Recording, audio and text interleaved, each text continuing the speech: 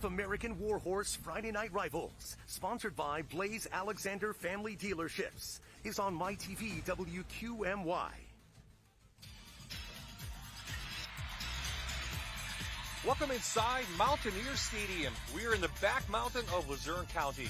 Tonight we kick off the Friday Night Rivals 2024 season with two of the best in the state, as number 4 Jersey Shore from District 4 battles number 2 Dallas from District 2. Good evening, everyone. I'm Bob Ide, and welcome to a brand new season right here on MyTV WQMY. We'll have 10 regular season games for you in Friday Night Rivals and 2 playoff games along the way. And my partner, once again, for the 7th year in a row, Jan Cechak, the former Tunkhannock area coach. And, Coach, what a matchup tonight. 2 great coaches, 2 great programs. 2 programs that have state aspirations. And they are storied programs. The tradition in both these towns is incredible. The support they get from the community, the district, it's really going to be a great Friday night rival game. Well, Jersey Shore, we saw them, their last game of the year last year. They lost in the District 4 4A finals to Selinsgrove. So they got a bunch of guys back. Elijah Jordan will be quarterback. We'll talk about him later on. So that means the backfield, it's going to be almost brand new. Bo Sechrist will be there, and our figure law spotlight player will be Brody Hurt. Brody Hurt didn't get a lot of touches last year. He had 24 touches. He had 264 yards, 2 touchdowns. Doesn't sound like a lot, but he's replacing a young man that set the Jersey Shore record books on fire. He's a strong, fast kid. He's almost identical to our Dallas player. They both play defense. They both long snap and punt. I mean, they just do it all. Brody Hurt is just going to be the kid that's going to be keeping Jersey Shore on track this year. Speaking of the Mountaineers, they lost in the state finals to Aliquippa. That was a tough one. Yeah. They only have 4 returners on the offensive side. They have to replace their whole offensive line, but the 4 they have, they're pretty good, including our other figure law spotlight player, Dylan Geske. Dylan Geske, 5'11", 215 pounds, rushed for over 1,400 yards last year, 27 touchdowns, and 0 fumbles. He long snaps. He played corner. He plays safety. He played nickelback. And he's also, this year, going back to his tailback position, and they are going to be using his legs unbelievably for Coach Manello and the Mounds. Let's go to Keys to the Game, brought to you by Penn College. First for the visitors from Jersey Shore. Well, Jersey Shore, Coach Gravish said he wants them to play bulldog football for 48 minutes, and then he wants that tough physicality for the next 48 or the same 48 minutes. And then for Coach Manello, it's always with Coach Manello. He's always going to be talking about his kicking game and how his team will respond to adversity. Beautiful night. If it could stay like this all season, we are blessed. But it won't, unfortunately, but we'll take it tonight. Let's check in on our weather right now with Mike Susko from the Fox 56 News, first at 10. Good evening, Bob and everyone. Tonight, great night for some football here to start off the high school season. We'll get down to around 71 degrees for kickoff, mostly sunny skies as that sun sets, and we'll drop down into the 60s here during halftime and the end of the game. Mostly clear skies, though, the entire time. No rain to speak of. You won't have to worry about anything in terms of precipitation tonight as we see the first games of the season. But I do see a little bit of fog developing for the start of tomorrow morning. We'll talk about that and have your full weekend forecast tonight on Fox 56 News at 10. But right now, let's send it back out to you on the field. Well, what a way to kick things off for 2024. Number 4, Jersey Shore. Number 2, Dallas. We'll have the kickoff, the starting lineups on the other side.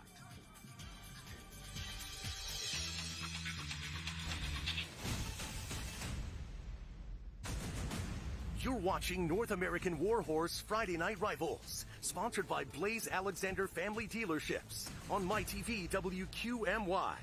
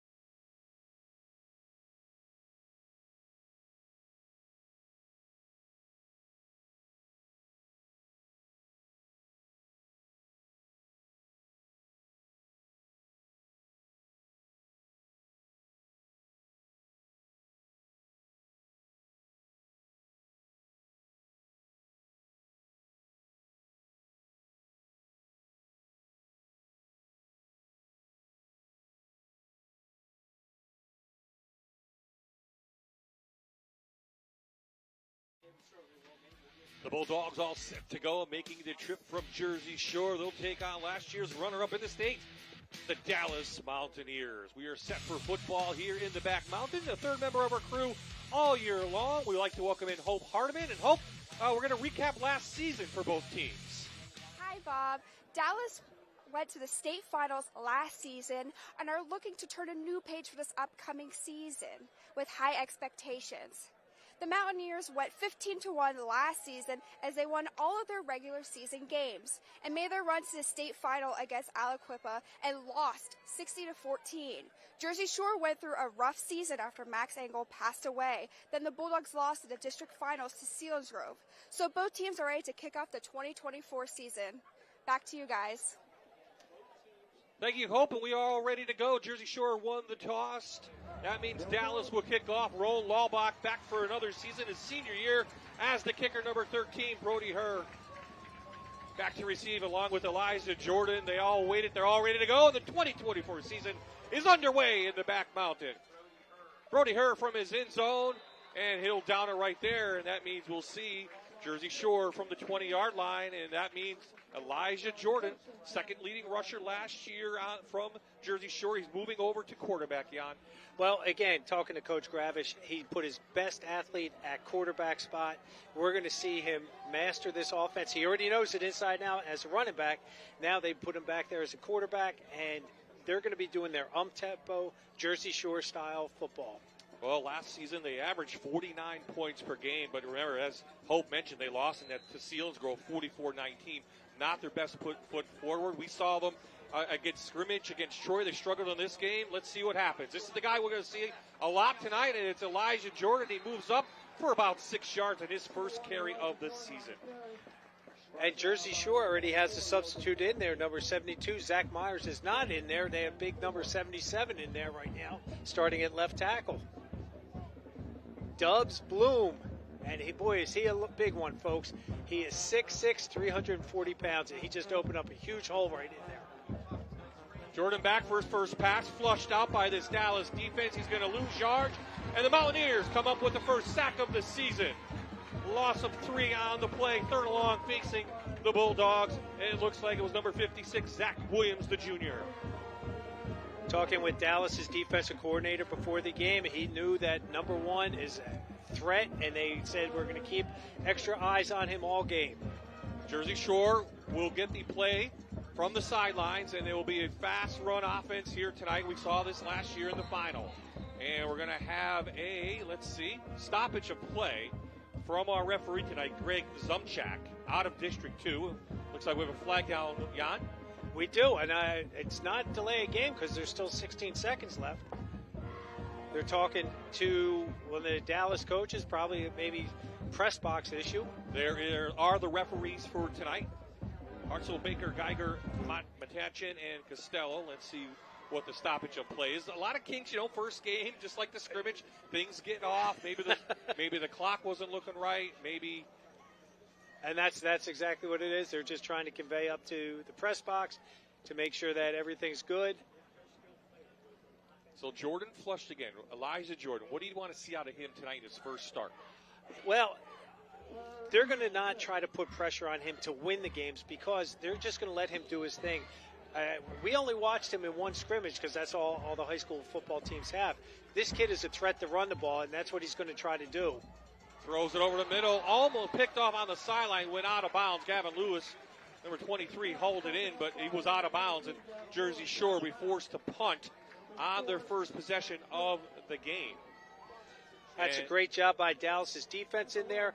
Again, they're going to roll him out, try to isolate him one-on-one. Look at that. Great job in there by 23. Wonderful job on there. That's Gavin Lewis in there. 5'10", 155-pound senior. Brody Herr, the returning punter, 33 yards per game last year. This high end of our end. Fair catch at the Dallas 45. Malarkey does that. And the Mountaineers take over their first possession. And we'll see Brady Zapatiki again. 3-year starter, over 2,000 yards. The quarterback brought to you by Blaze Alexander Family Dealerships. Brady Zapatiki, we talk about a family affair down here in Dallas. I mean, we've got 3 brothers. We actually have 3 coaches, and 2 of them are Zapatikis. He eats, breathes it 24/7 in the Zapatiki household. Or 2,000 yards thrown last year, 3,500 for his career. They give it to Geske. Left side has a hole. New offensive line up front. He goes up for about 5 yards. Well, talking to Coach Manello about that, he said that was going to be a big question mark, and he's going to rely on his skilled athletes to try to get them settled in, and that's what they're doing right there. They just go with the outside power right there, and Geske, Coach Manello said that he's just put on 15 pounds of muscle, and you're going to see him all year. Zapaticki time has his receiver out there, and it's a big gain. Nice gain inside the 24. That's Logan Geske, his first catch of the season, and it's a NEPA Builders first down. They're going to come up quickly. They're not the Jersey Shore's not the only one going to be going with this. Quick out. 23 for the touchdown. Gavin Lewis. It's a North American Warhorse touchdown for the Mountaineers. Their first drive of the year goes 56 yards in just 3 plays and no huddle. Wow. Talk about starting out the season with a bang. Look at that. Gavin Lewis with his first touchdown of the year. Look at that. They go with that offensive line split screen. You had 3 guys going right, 3 guys going left, and look at that train going right in there. Nice job in there, lead blocking those offensive linemen, getting it done. So Lewis hauls in the 23-yard pass touchdown. Rolabach on for the PAT, and Dallas, the runner-up from last year, starting off the year positive. They lead 7-0. 9:59 left in the first.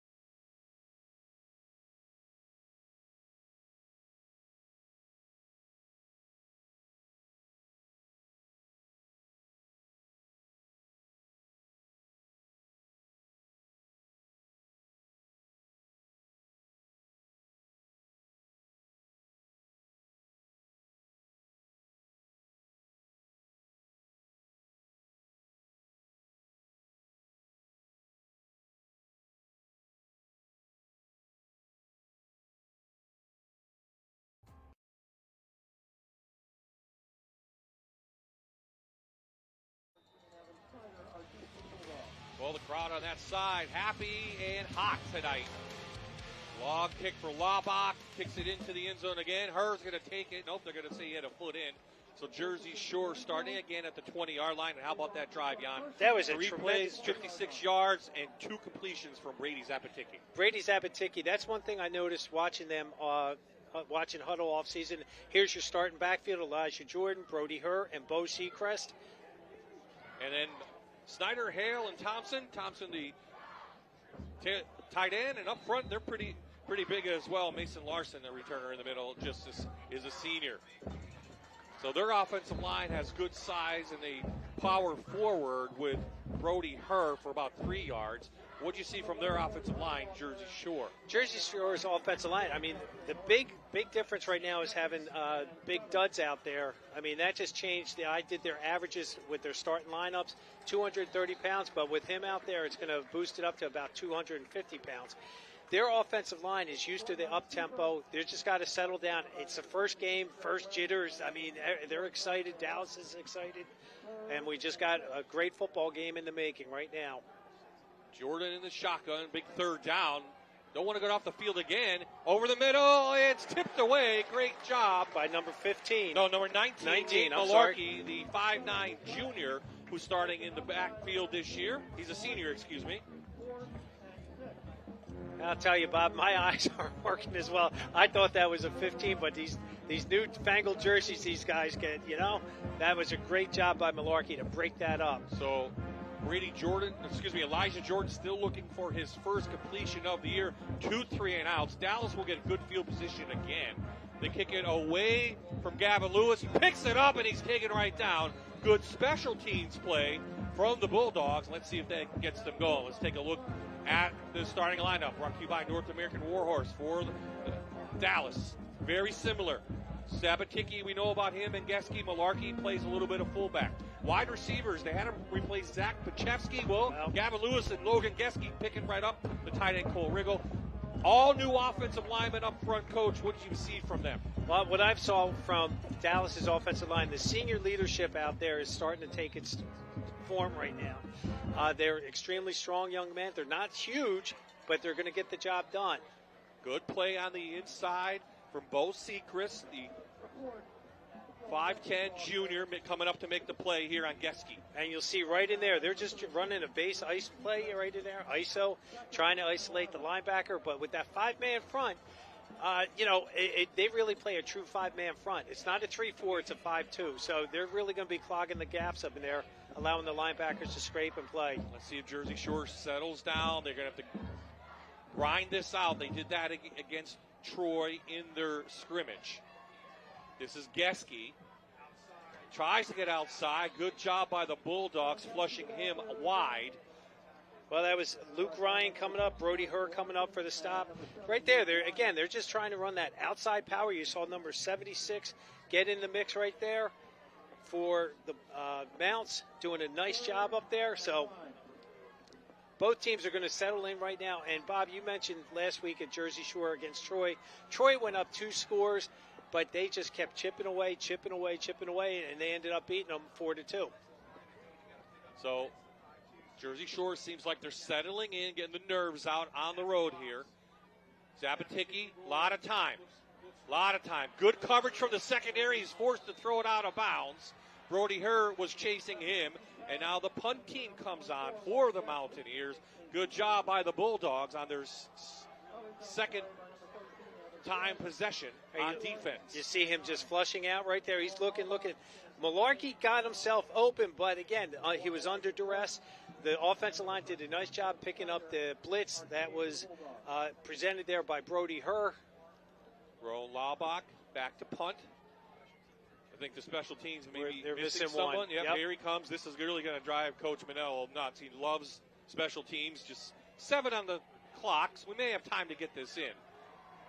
Jordan back along with Herr to receive this high hanging kick from Laubach. Fair catch and caught at the 35-yard line. So Jersey Shore does that. That was Evan Schneider who caught that punt. Take a deep breath. North American Warhorse defensive line for Dallas. Williams, Seymour, and Webb get the start up front. The linebackers, Riggle, Van Orden, another Van Orden, and Wilk. And in the secondary, Malarkey, Geske with some experience, Logan and Gavin Lewis on the outside. So Jersey Shore, 2 3-and-outs. Let's see if they can pick up their first down of the game.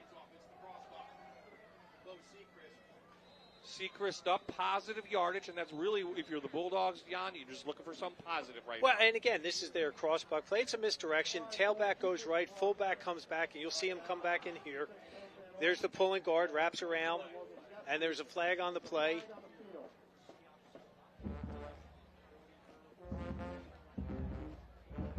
So both offenses trying to pick up the pace on this relatively warm evening in the back mountain. Time's ticking.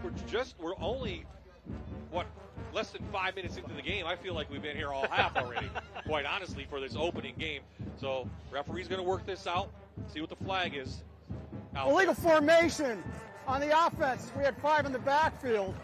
After the play, we have dead ball, personal foul, number 66. Both penalties will be enforced. So positive for Jersey Shore, and that may give them their first NEPA Builders first down of the game. It does move the chains up.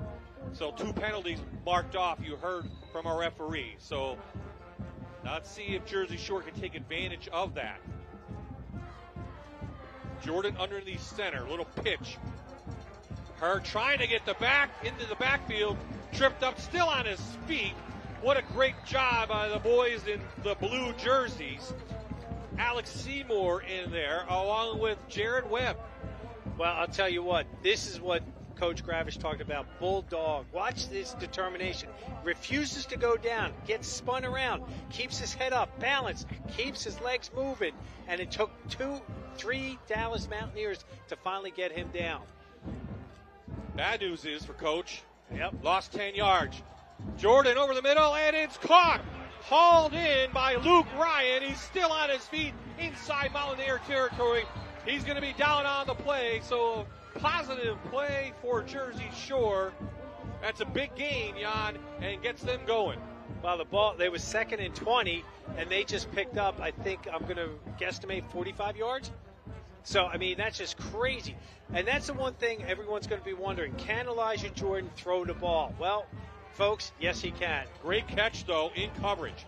Jordan trying to pick up a block, cuts back. And he's going to be a gain of about 7. They're inside the Blaze Alexander red zone. Knocking on the door, trying to tie this one up for the Bulldogs. And there's a lot of movement up front. This will go against Jersey Shore. So 7 yards for Elijah Jordan on the last run. False start on the offense. Multiple linemen. 5-yard penalty, still 2nd down. As you can probably tell, Elijah Jordan's going to touch the ball. Not only is the quarterback, he's going to run the ball, he's going to pass the ball, and he plays defense. He's going to be all over the field, number 1. He makes no second guessing about it. If he's keeping the ball, he's keeping it. Little option to her. Dallas there. Gain of only 1. 3rd and long facing this Jersey Shore team inside the North American Warhorse red zone. And we saw that against Troy last week. The way Jersey Shore, they will mix that option in. They like that crossbuck with the trap coming up. The guards pulling up inside. The Blaze Alexander Family Dealerships red zone. And they're going to flush Jordan out. Good job by the Mountaineers. No gain on the play for Jordan. So now what does Jersey Shore do? Well, you'll see he's rolling out. He's looking for number 13, Evan Snyder, the big 6-footer that's out there. And you see that he slipped and fell on the turf, so there was nothing there for him. Well, Brody here, we talked about he's the Swiss Army knife of this team. He's going to set it up for a punt. This is going to be about 32 yards for Brody Herr. Low snap, and they're going to have to go into fire. Jordan can't find anybody, throws it down, goes officially incomplete. Dallas takes over on downs. Jersey Shore couldn't get the ball in. I don't know about you folks at home, but I'll tell you, my adrenaline's flowing right now. We're seeing everything in this game. We talk about the special teams is 1/3, really smart play there just to ground the ball. So nothing happened. There was no extra hits on there. So, again, this is such an exciting game. These two teams are playing, and they're going to have to settle down, or else, I hate to say, it's going to come down to who's in better shape. Okay, Dallas takes over on their 15. Here comes that 5-man rush. Ball's down right into the hands of Bo Sechrist.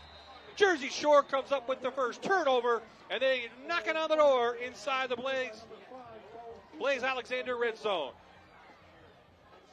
I think there was I'm going to guesstimate there was a problem with the exchange. Let's see this great job by our crew with the replay. Yep, the ball, he just hit it. It looked like the Q put the ball down on his thigh. Oh, even better. Look at this, folks. Yep, it was just in there. They just into ball security. We always tell about running backs. Make sure you're clamped down on the points of the ball. Jordan going to roll, looking downfield. Picked off. Dallas takes it right back. Number 19. That's Malarkey again. Cuts in front of the intended receiver, and he's knocked down at the 12-yard line. Just when I said it couldn't get any more exciting. Holy smokes, back-to-back turnovers. Again, this is one thing that you're going to see from Elijah. He's got this really funky quick release, and again, great job by Malarkey in there to step up in front. Just 5:42 left in this first quarter. Already a touchdown and a couple turnovers to start the season here on MyTV between our number 4 team and our number 2 team. Jersey Shore ranked number 2 in many of the state rankings. Dallas not ranked, surprisingly. Big hit on the inside. That's number 10. Luke Thompson shoots in from his defensive end, and it's going to be negative yardage. Well, the pulling guard didn't get to his defensive end to kick him out.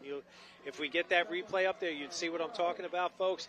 Again, it's high pitch or high powered right now. They're going quick pace, so we'll get to that in a moment.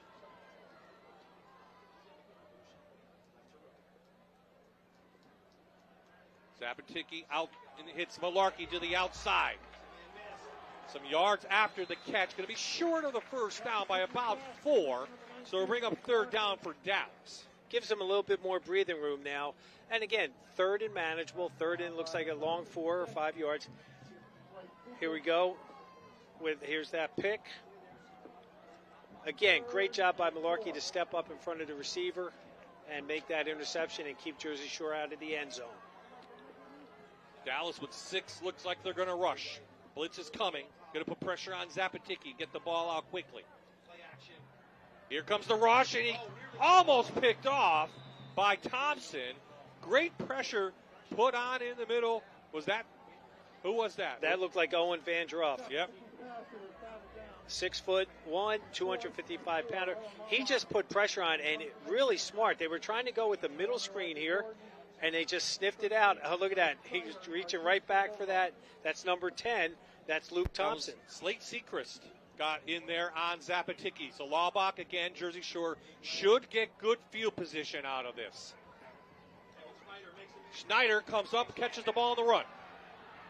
Breaks 2 tackles, can't break a third as Geske gets him. But the Bulldogs have their best field position to start a drive already here in the first quarter. On the Mountaineers side of the ball, I should say they're second best because they got the fumble down there. They did. And again, to start it, the Dallas's 48-yard line. I'm not sure where they're spotting the ball. Yep, 47-yard line. Gives them a little bit of breathing room now. They don't have that pressure on them.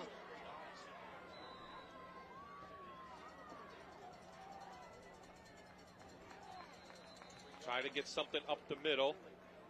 Big push by both teams. And we know it starts in the trenches. Dallas had to replace a lot of guys up front. Jersey Shore had to replace 2.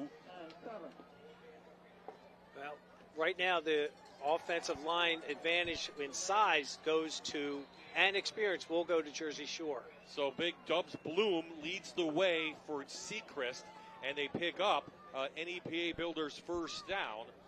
You see number 62 coming right in there. Again, they're just doing a quick fold block up in there to do that trap, and they try running it again, but Dallas is not having any parts of it. Not at all. That's Alex Seymour in the middle, in there, along with Colt Van Orden. No gain on the play. Again, the coach is also trying to figure out what plays work already in the first quarter. Jordan fumbles the ball, and he's taken down immediately. Good heads-up play by Zach Williams to shoot in there. Well, that defensive line are all juniors playing for the Mountaineers. Again, he was doing an RPO, started riding the ball into number 11, Brody Herr, and the ball just slipped out. Loss of 7, 3rd and long, now facing Jersey Shore. Jordan has time, going to hold it up and head downfield and almost caught. Good dive by Carson Watkins, the junior, as that was just a fly pattern. And let's see now Jersey Shore is going to punt the ball, try to pin Dallas deep into their end zone. 2:44 left in the first. Elijah Jordan kind of like has, I want to say, like Kenny Stabler. I'm showing my age, folks. Kenny, this sidearm, but it's not really quite sidearm. He's throwing it at about like a 10 o'clock position. It's just a different throwing mechanic that he has. Her high hanging kick. Going to take a good bounce. Again, they get it. It goes into the end zone. So a net of punt of 22 yards. And Dallas starts about the 20. So we haven't taken a look at the Jersey Shore defense yet, so let's do that. Here's the starters, brought to you by North American Warhorse. As Coach mentioned, it's a 5-2. We've already called a bunch of their names. The linebackers are very active in the middle. Herr and Sechrist. And then the secondary, Elijah Jordan leads the way out there. They have some experience as well. Evan Snyder's a big physical kid. He's, I would believe, their lockdown corner. They're going to try to take away Dallas's best receiver with him. We watched him against Jersey Shore. He made some great catches as a receiver, but more importantly, he doesn't let anything get by him. Jersey Shore only gave up 12 points per game last year, and that includes against Selinsgrove. Zapatiki, nowhere to go, loss of 2. Jersey Shore's defensive interior are not really huge, but they move really well. You just saw a great glimpse of that. They all flowed over on that quarterback keep and stuffed them. Quick in, little screen pass to the outside, and Malarkey's got some room. Oh, excuse me, that's Gavin Lewis. He has big-time speed, and he's out near the 50-yard line. Gain of almost 32 yards. Let's see where they place it. But a big play. This is that split screen again, and nice job with the number 56 getting out there. Zach Williams doing a great job. But we have a flag down back at the 20, and this is coming back. Ineligible man downfield. No.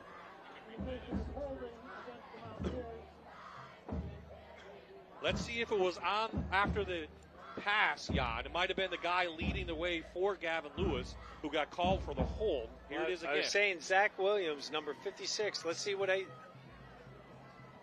Oh, yeah, right there. Jersey. He did grab his jersey. Good job on the replay, boys.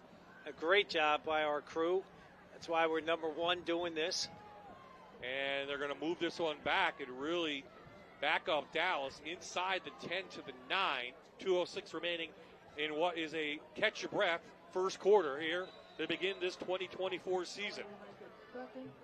It is second down. Second and 22. Yep. That's, I don't think Coach has that on his play sheet, but if I know Coach Mel, he probably has something close to it. Here comes the rush. 6-man rush. They get it out over to the tight end. That's Riggle. And Elijah Jordan meets him. Knocked out of bounds. Thompson there as well. Picks up about 5 yards, 3rd and long now. Well, they sent 6. That left the 5 guys covering, but that was a great call. We haven't seen the tight end. He got out there free. You saw Brody Hurd try to get in there. And on Zapatiki. So let's see what they call from the sidelines. Of course, Brady Zapatiki, the offensive coordinator, his brother Ryan. Let's see what he draws up. Good coverage from the secondary for the second time tonight. The Mountaineers will be forced to punt. Brady Zapatiki is seeing all sorts of pressure from all over and smartly throws it away so he didn't take a loss. You'll see this right here on the replay. Thank you, guys. Beautiful. Again, they're just doing the right things, Jersey Shore's defense is now, by applying that pressure. But Zapatiki, a 3-year starter, has faced almost all of the types of pressures he's seen. So Laubach again, 4th punt of the quarter. Low snap. This is not as deep, but it's high. Jersey Shore is going to get good field position. Oh, good bounce for the Mountaineers. Into Jersey Shore territory. It ends up being almost a 50-yard kick to the 40. Come out to the Italian Motorcycle Weekend at North American Warhorse in Dunmore. The area's premier power sports destination is hanging their Italian flag tomorrow. Join them for demo rides, discounts, specials, and giveaways. Enjoy pasta, pizza, and Italian ice.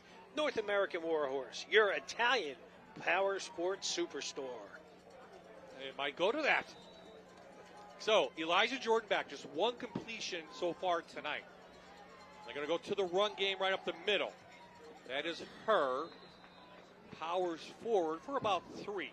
Just basic ISO play, fullback leading up through. Trying to get to the linebacker to free Brody Hurd on that. Again, last year, Elijah Jordan, 934 yards, their second leading rusher. He was their tailback. He's now their quarterback. He's going to roll, and he's going to be met. Hello. How about Mr. Malarkey? He is having himself a first quarter here to begin the season. Wow. Most people think first half, but this is only the first quarter. Watch how he just plays gap assignment, and he's right there. Right on the outside edge, forces everything back in. He said, no, thank you. I'll take it myself. Second sack of the night for the Dallas Mountaineers. 3rd down and long. Jordan down the sidelines. A little pushing and shoving, no flag. Geske on the coverage, intended receiver Carson Watkins, and here comes the punt team. Once again, rinse and repeat in this first quarter after that Dallas score. Both teams playing good defense. Well, and, Coach Manello's one of his keys to the game for Pennsylvania College of Technology was special teams. He's a big proponent. He practices this. 1/3 of his practice every day is that. Ooh, Malarkey almost got his hand on that. Good kick. And fair caught by Gavin Lewis. 24 seconds left in this first quarter. 7-0 the score. And that was a big play on their first possession of the game. Dallas scored 3 plays, 56 yards. It was Gavin Lewis taking it in. But since then, things have settled down, and both defenses have taken control.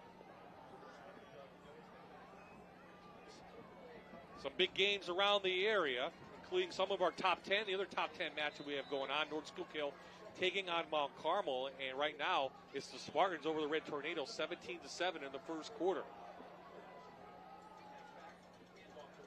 Geske, a little bit of a hole. It closed quickly. No gain on the play. Good job by Jersey Shore, and that should do it for the first quarter. I mean, defensive scheme for Jersey Shore. Let's stop number 4. They're going to key him, but again, having Brady Zabaticki, Malarkey, Lewis out there, that's going to create a whole different kind of catch your breath, get a soda. We got to get a drink ourselves. 7-0 the score after 1 in the back mountain.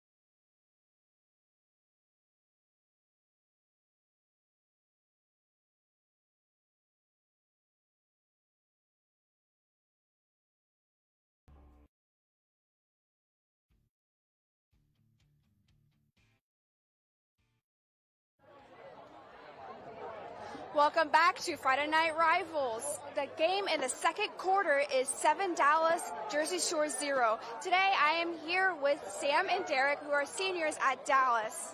Can you guys tell me, who comes up with the themes here for Dallas games?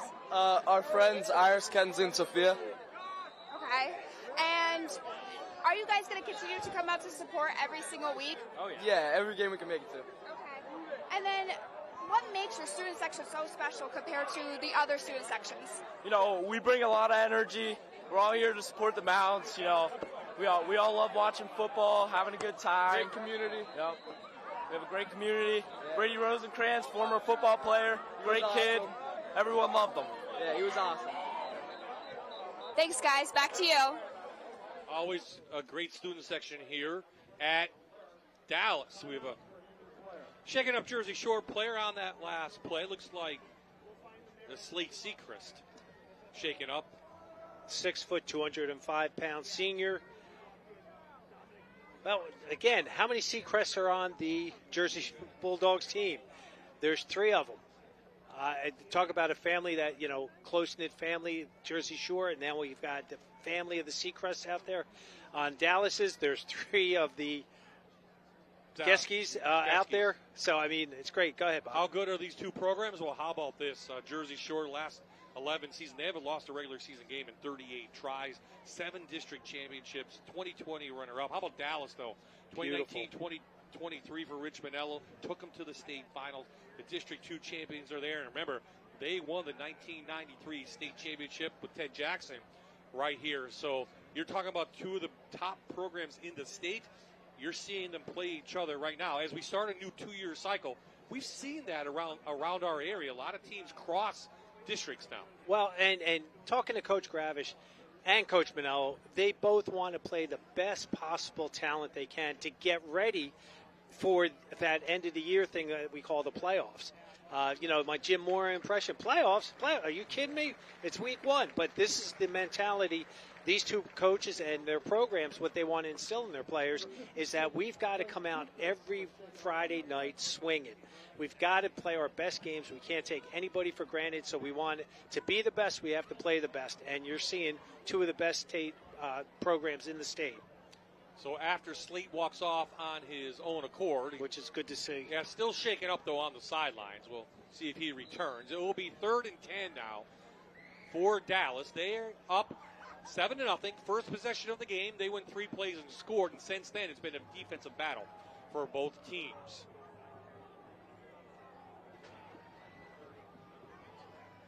Here comes the big rush. Sabatiki has time. Finds Lewis over the middle. Gain of 15, and it is an NEPA Builders first down. What was interesting on that, he had time to throw, but number 19, Nate Malarkey, was wide open on the swing. He was looking downfield that entire time. This was a pass play that they did against Dunmore effectively. Here goes Geske. He just needs a little gap, and he powers his way up near another first down. They're going to move the chains inside Jersey Shore territory. I mean, regular season last year, he had over 1,400 yards. In the playoff runs, he was over 1,500 yards. And this is what he does so well. He's so strong. Look at the offensive line. Got to the second level. Number 76 right there. Tremendous job getting up there. Blocking that linebacker and freeing Geske for that first down. For Dallas, it's all about leverage, and up front, we'll talk about that in a second. They're not the biggest guys, but they get the job done. Oh, Malarkey dropped that one. For the 5 new guys up front, Coach says, I take the strongest, and that's my starting 5. We go from there. And it was successful last year. Pretty good, right? Yeah, well, you get all the way to the state playoff games. Yeah, something's working. And what Coach has always emphasized since his days when I coached with him at Kings, get your cleats in the ground. That's what he wants. He wants flat backs. He wants steel rods in their arms, and he wants their cleats in the ground. And these guys have that leverage, Bob, that you alluded to earlier, that they need for that. So movement up front for Jersey Shore should give Dallas 5 yards. Not a lot of penalties, considering it is the first game of the year. Just their 3rd. Encroachment on the defense, number 52, 5-yard penalty. Well, when you have veteran coaches like Coach Gravish and Coach Manello, they emphasize to these young men how important it is and do not give the other team any type of advantage. Here's Malarkey. Here's first carry of the night. Cuts it back, and he's got an NEPA Builders first down, gain of 7. Well, we've seen the ground, the ball pop out, but again, the ground cannot cause a fumble. You see Coach Roper right there clapping his hands, a former player at King's College. Dallas up quickly. This is the advantage of having a senior quarterback. He knows the plays. He knows what they're going to do. Downfield, and Lewis knocked out of bounds by Jordan. A little bit high toss. I don't know if that would have been a tough pass and catch to make. Well, again, he got himself open, but under duress, it's kind of hard, especially with a right-handed quarterback rolling to your left, trying to square your shoulders up, get that ball downfield accurately. He's a great quarterback, and again, those are the differences that are going to have to be made for Dallas to keep this streak going. I like the try, though. Keep him honest in the secondary, and now you can go back to Geske maybe on the ground. Geske flushed out. There's the Bulldogs defense. Taking a bite out of Dallas, and it's Bo Sechrist in there, along with Thompson. No gain on the play for number 4. Well, you'll see number 72 coming into your living room right now and 76 leading, but they let them cross their face, and that's where the pressure came, and that's why they dropped Geske for a short loss. 5 on the line for Jersey Shore. Let's see if they send the blitz.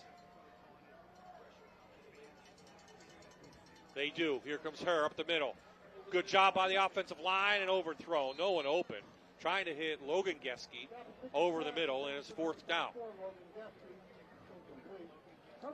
Well, Dallas came out and balanced front, 2x2 they call it, 2 receivers left, 2 receivers right, and Jersey Shore just went to their cover 2 formation. Okay, it's a quick timeout. We'll be right back. Still 7-0 Dallas.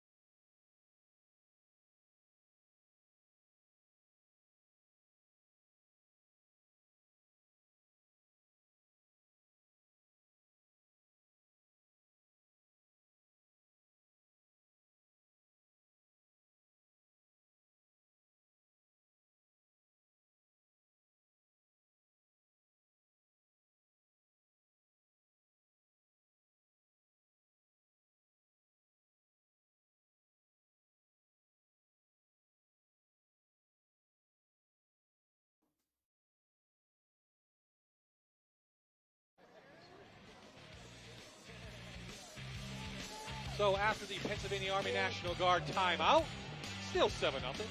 Dallas on 4th down is going to go for it inside Jersey Shore territory. Let's see what they draw up on the first 4th down call of the season for Rich Manello's team.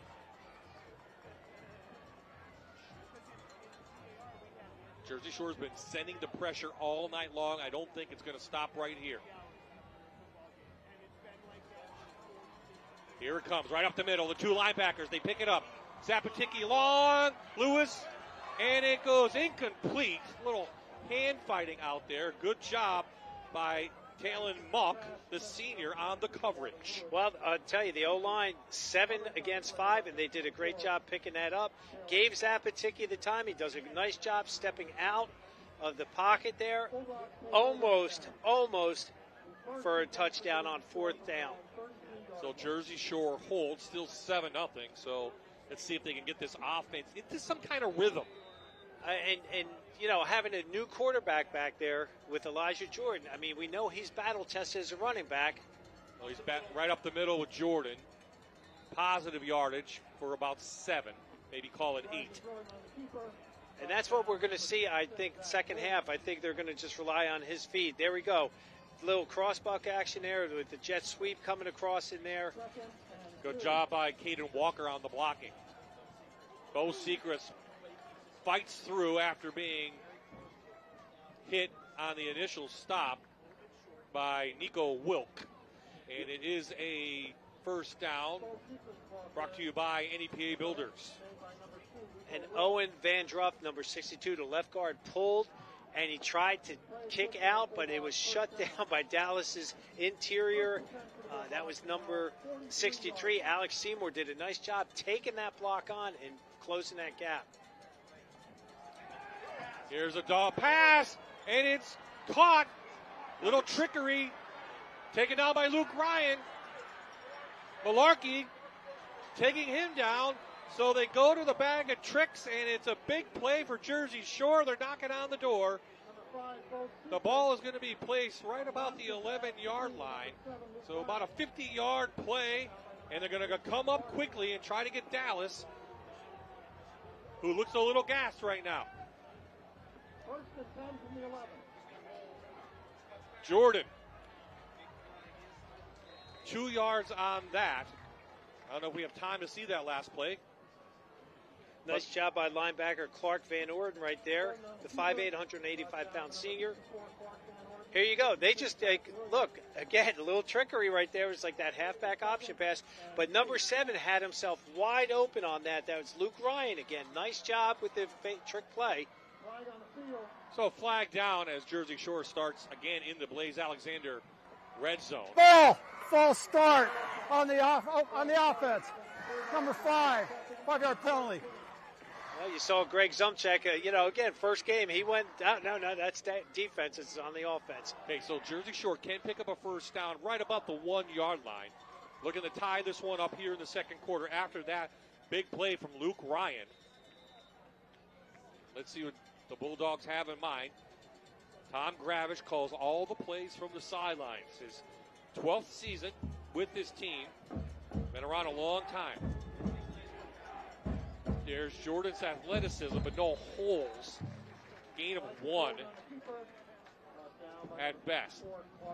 And the pressure came from number 76, which is Jarrett Webb, and he was bestowed Josh Bales's jersey, who passed away from cancer a few years ago. And Coach Manella started this program, or started implementing a remembrance for him, and he's doing a great job out there.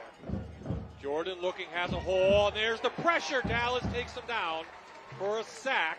Third sack of the night for the Mountaineers. 63-54. You pick a number for I think it was Dallas. Clark Van Orden getting up the top there, so a loss on the play. There we go. There it is. Look at that. 54. Great job. Van Orden. Just like Bob said. Third sack of the night for Dallas. 4th down and 13. Little fly. Luke Thompson. There's a fight for the ball. Touchdown. It's a North American touchdown for Jersey Shore. What a great catch from Thompson in the end zone. Oh, no, excuse me, Evan Snyder. Evan Snyder, I said earlier, folks, this guy, he is just a solid receiver, and I think he's a better cornerback. But, boy, did they do a nice job. Watch how he just laid that ball out there. 2 steps, not a great pass, but, again, this is what they're used to.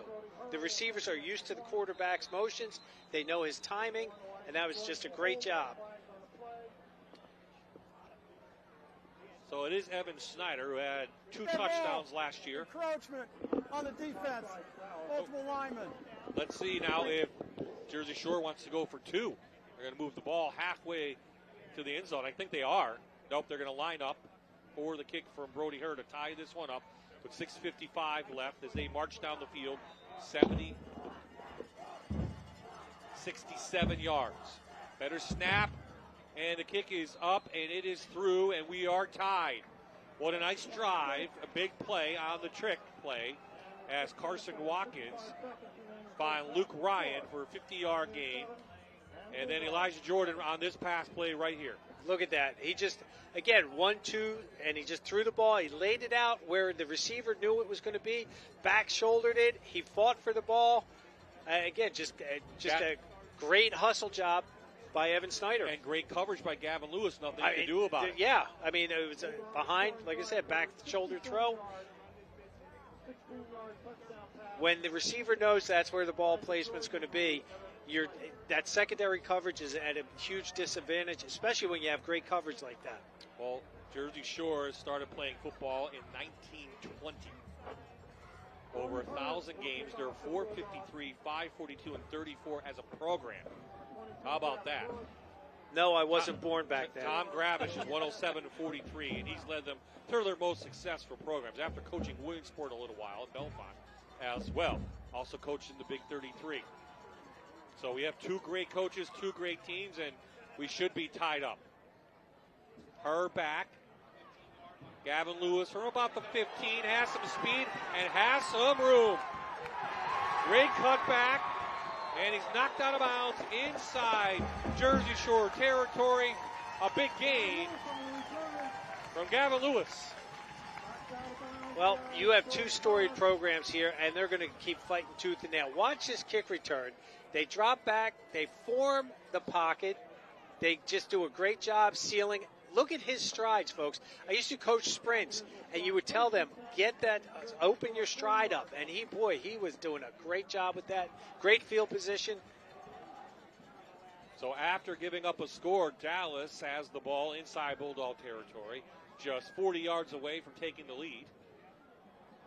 But the Jersey Shore defense, to their credit, has really settled down here in this game since that opening touchdown. Out to Geske. Logan Geske on a little screen again. It worked before, and it's going to work again. Sheds a tackle, and Dallas takes the lead right back on one play.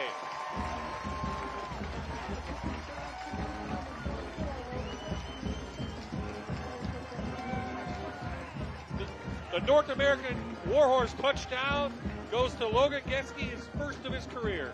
Look at this. Again, they run that split screen look. 56 coming in. A nice job that time. Didn't make contact. Coach Mel's going to tell him to keep your head up. And Geske was not going to be denied on that. Another great view from our end zone shot. Thank you, Alex. Great job by Zach Williams on the kickout block, Jan. Number 56. Got him free. Laubach in. Low snap. It's held, and the kick is up, and it is through. Well, a good special teams play and one screen pass. So that's all you need if you're Dallas. You take back the lead, 14-7. Here we go again. You'll see, and again, Bob was saying how 50. Look at that. Just all he had to do was chip him, and he did. That's all Geske needed to get there, and he outruns him into the end zone. Great bounce. Look at the official right there. We talked to Mr. Costello before the game. This is his 43rd year as an official, and he was right there. Great job covering that. Well, it took 21 seconds for Dallas to take back the lead over Jersey Shore. Jersey Shore next week will take on Delaware Valley. And Delaware Valley in Florida tonight playing a game, and they have to travel out to Jersey Shore next week for the Warriors. Del Val does. Yeah. I wonder if Coach Olsmer has like a frequent mileage program going. Might as well land back out there. Well, and again, Coach Gravish wants to play the best possible teams. Now he's bringing a 6A school down to Jersey Shore. And if Jersey Shore pulls that victory out next week, then they get those power points, which is going to help them down the road. We'll look at their schedule later on. It's one of the toughest in the state. Snyder, he couldn't match what Gavin Lewis did, but a nice return up to the 23-yard line. Again, good job by Dallas's coverage on their special teams, not to allow any big returns. They have a lot of yardage, a lot of real estate to cover to try to get that back in. You know, Dallas, fool me once. You throw a trick play, that's going to happen. You're going to catch a team like that. So now they've got to get back and start grinding this out. Jordan, not many completions tonight, so most of his damage on the ground. He did not throw that last one. He's rolling, going to just throw it out of bounds, no one open. So what do you want to see better from their passing game if you're the Bulldogs? What are you seeing out there that's not working? That's not working? I think up front, they're doing okay up front. They're doing a nice job picking the blitz up. Again, you have a first-year quarterback in there, Elijah Jordan, who's a runner. We know that. I think they're going to try to start using his legs the second half, and I think what Coach Gravis may be thinking is, let's let them think we're going to be throwing, and this is what you're going to see more of in the second half. Brody Hurd did not block Malarkey, and Malarkey made the tackle. He ran right by him. It is a big gain of 8, 3rd down and 2 on the way, but I don't know if Brody Hurd couldn't get a hand on him. Here we go. Look at it from the backside. And again, Brody Hurd just stepping out. I think he was thinking, I'll be the safety valve coming out off of that. Now, the play previous, though, Brody did a nice job coming out from, he was supposed to get that screen. He came back in, and then he chipped a couple of Dallas defenders. Oh, boy, miscommunication in the backfield. Jordan not happy. Loss of 2. And that should bring the punt team out again with Brody Hurd. Well, that's one thing Coach is going to talk to Elijah Jordan about. You got to keep a cool head. Don't get down. You can be upset, but don't, focus on it. Let it go. We always said short memory. Again, Jersey Shore just find a character for this year's team. Her has a nice leg, and Gavin Lewis fair catch again, this time at his own 36-yard line. Gavin Lewis is a fair catch. So Mountaineers come off 15-1 last year, lost to Aliquippa 60-14. Not the way they wanted to end their season, of course. But Brady Zapaticki is back. He threw for 243 yards last year against Crestwood. That was one of his highs. He had 4 touchdowns in that game. Against Abington at 189. But for the most part, he's around the 150 to 200 mark. They want to mix it up, have a balanced offense. They do. And when you have Dylan Geske in the backfield, it makes it a lot easier to have a balanced attack. Let's see if they go right to him a little bit. They do, but Jersey Shore read that. Geske for about the two linebackers there, Sechrist and Her. I mean, their defense is doing a really nice job, Jersey Shore's defense. They're playing gaps. They're allowing the linebackers to scrape over top, fill the gap, and try to make those tackles. Geske again, met by Owen Vandroff. And you're going to end up seeing that Geske's got great vision out there. You'll see he was looking out wide. He had the two guards pulling on the power play to the right, and he just cut back inside because of the fast flow of the linebackers. Another flag. They got some movement up front. I think a little hard count from Zapatiki may have forced Jersey Shore. Let's see what the call is. Ball, encroachment on the defense, number 75. It's a 5-yard penalty. Well, they walk up and they do that little quick thing like Peyton Manning used to do all the time. And Bob, last week against Troy, Jersey Shore, Troy was smart enough, and they did that. They hard counted them. I counted 4 times last week. And I know it was a scrimmage and all at first and all, but there's something to be said. You tell your defensive line, watch the ball, you go deaf. Another NEPA Builders first down for Dallas. Zapatiki has time, going to go long. Gavin Lewis claims that he kind of held a little bit. Yeah, his shoulder pad's flopping in the wind. It wasn't like that when he started. But Carson Watkins says, hey, we're playing football. That's right. It, yeah. And again, good job. Zapatiki steps up, just fired. Nice tight spiral there. Good trajectory. But again, just overshot him. Again, it's football, folks. You're going to get that here and there. So 3:57 before our Toyota halftime report. Hope will grab the winning coach going off, and then we'll talk about NEPA Builders program once again this year. Jan and I will go through our top 10 and some scores. Geske has the ball. No gain. Good job by Brody Herr there again, and it looks like Slayton Sechrist is back, which is good news for Bulldog fans. And Caden Walker in there, the big, strong nose tackle for the Bulldogs, 6 foot, 225 pounds. He had 59 total tackles last year, 15 tackle for losses.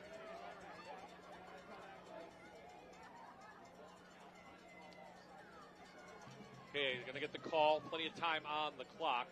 Bo Sechrist last year, 107 total tackles, 17 for a loss. He's number 5. Watch him. Looks like they're only going to send 4, but they've been blitzing all night. They do just send 4, and the 4 are going to get him. Take him down. Great sack. By number 32. 32, Zig Sechrist, just a sophomore. From that defensive end position. Look, he just beat him deep. He had the number 66 kick him back, and then he just cut back up inside because that's where the quarterback was. Great coverage downfield as well. And now Dallas will punt. Jersey Shore has all their timeouts remaining.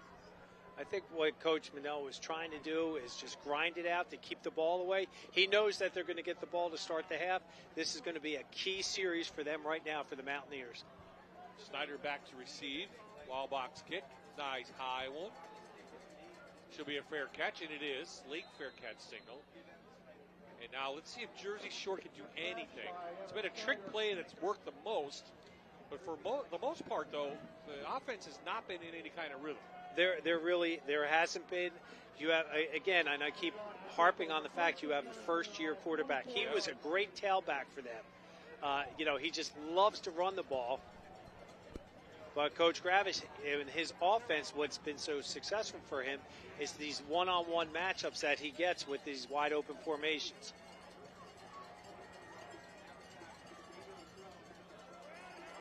Well, he caught it on the strings of the ball.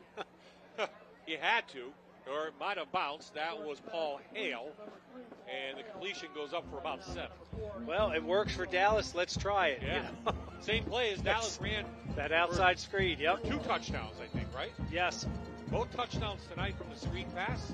Tom Gravish says, we'll try that.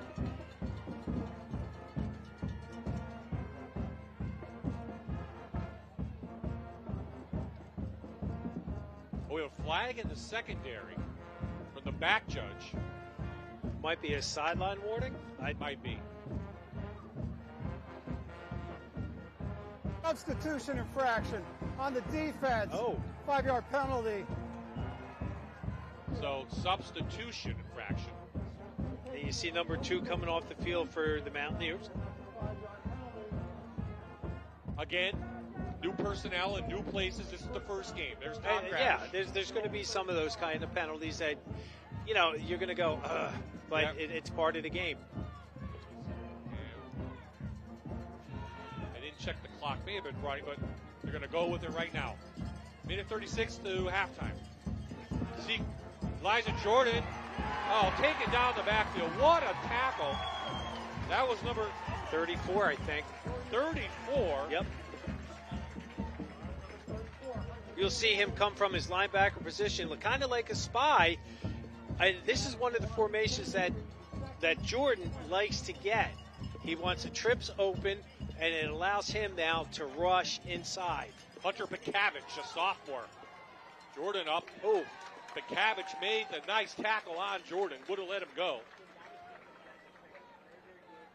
And let's see if Dallas wants to call timeout.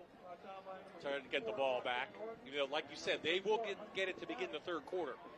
Alex Seymour on the first hit, and then cleaned up by Clark Van Orden on that from his linebacker spot. Jordan over the middle. Has a receiver. Connects. No, it's dropped. Is it? They called it completion. Paul Hale. Yes, it is a completion. I thought he might have dropped it, but Coach Gravish is on the field. And he's called timeout. Oh, okay. Thought he was on. Incomplete pass. Here we go. Let's look at it again. There we go. Great job by our crew. Like I said, he's got a weird throwing motion, but the Jersey Shore Bulldogs are used to it. Has it. It did come out at the end there. He did have cradled, and you can see it right underneath of his belly there with the ground. But was he down before the ball came out? That's the question. The referee And again, say no. The ground can't force a fumble. From the 30. Here's the line of scrimmage with the 35.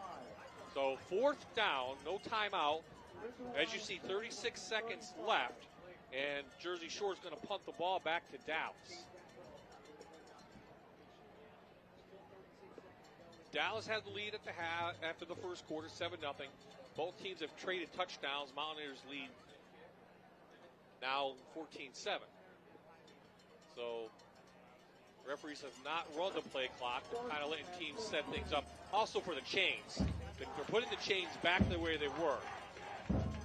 Yeah, they have to get everything just right. And again, first game, they want to make sure they're doing their jobs. So 4th and 15 is officially what the call is right now. And the Bulldogs going to punt it back. Gavin Lewis back there is a threat. Here comes the rush to get it off. Low kick. Lewis lets it go, picks it up quickly.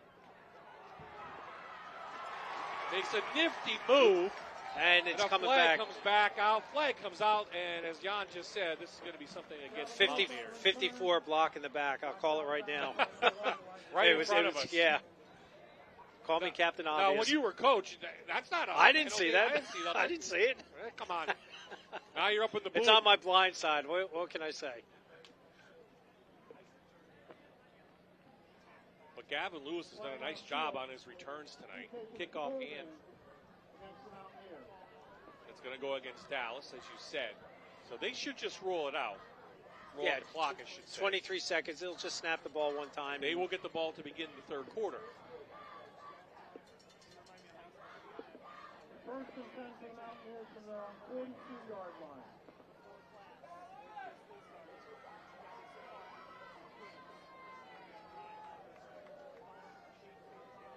So officially from the 42, Dallas, 2 timeouts left.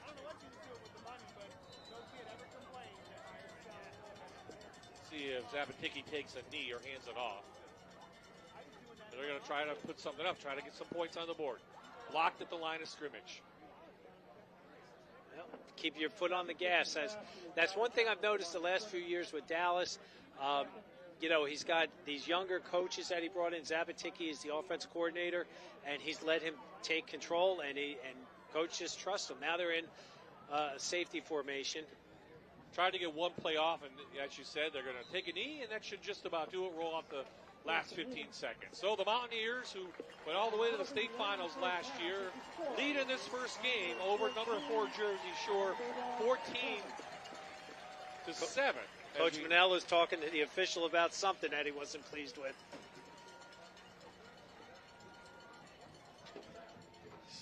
Mid-season form for Coach Manella. Hope's waiting for him. Grab a quick word from Rich Manello on the sidelines. Yeah, let's go down to Hope now with Coach. Hope?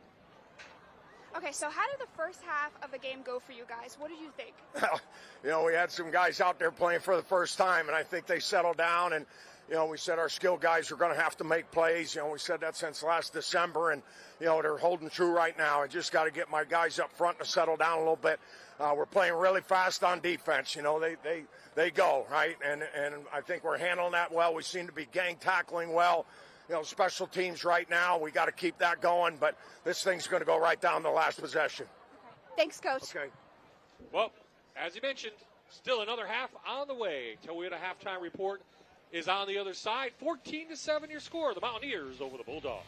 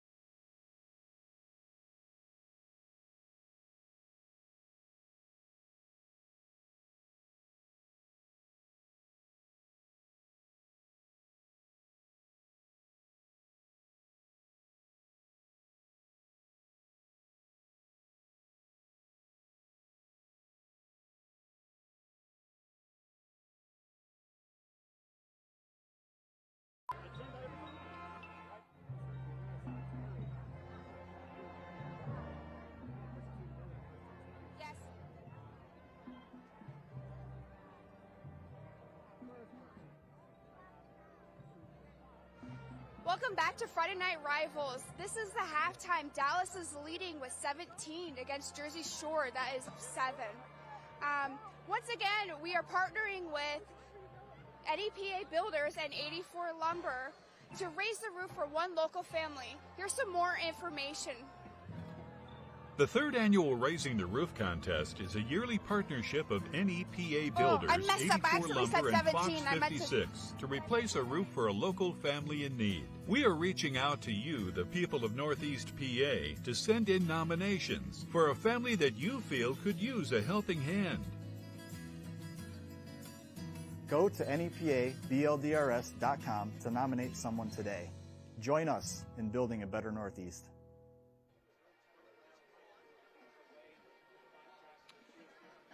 On behalf of North American Warhorse and MyTV WQMY, we'd like to present Mike Richards, the athletic director here at Dallas. A donation of $250, courtesy of Friday Night Rivals. We're always great to be back in the booth here. It is. Feels like it was just yesterday, but it was 9 months ago, believe it or not. We are here for the District 2 4A final, and Dallas, of course, went on to the state championship. So let's bring it back right here to this game. What do you like so far? I like how Dallas is spreading the ball out, and their screenplays obviously have worked very effectively. 2 times, 2 touchdowns to put them in the lead. And then watching Jersey Shore, they just can't get that rhythm yet. Again, new quarterback, they're trying something new in there, but their trickery got them into scoring position and cut it down. But you can't do trick plays all night long. They need to get better movement from Elijah Jordan. Well, it's also that time of year where we had a preseason top 10. Jan and I picked our top 10, so we're going to probably take a look at that now, go through some of the top 10 that we have right now, give you some scores, and then say maybe who's going to be in next week. So Danville's beating Bloomsburg tonight. They're an obvious number 1. They have Matt and Patrick. Coach Carl Major compared him to Ron Paulus. He really did, and he shows he's got the size, he's got the arm strength, and he's got the smarts. Well, they're beating Bloomsburg tonight. Dallas right here. Mount Carmel is playing North Schuylkill, and in a shocker, North Schuylkill is beating 30-14. They're taking it to them. I mean, there's no love lost between those two schools. So I'm really surprised at that, and good for North Schuylkill. I guess we're going to see some movement now in the top 10. We will, absolutely.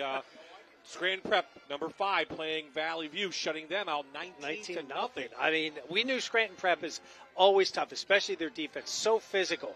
But now, having, against Valley View, they had a lot of graduates. So, I mean, they're still trying to find themselves, but good for Scranton Prep. Riverside slow to get things going against Dunmore. Dunmore's actually outgaining them, but Riverside leads that one right now. Southern Columbia has Wyomissing tomorrow. The Spartans now a 4A team, but Southern Columbia looked good against Valley View in their scrimmage. They really did. They were taking it to them, and I was watching the Wyoming area, Wyomissing, folks. They are like, we saw them against Lakeland a few years ago on their state championship run. They are just big and physical, and they're going to have their hands full tomorrow. But if Southern Columbia comes out with that W, I talked about PowerPoints, we're going to see that there too. They're going to gain that for the momentum down at the end of the season.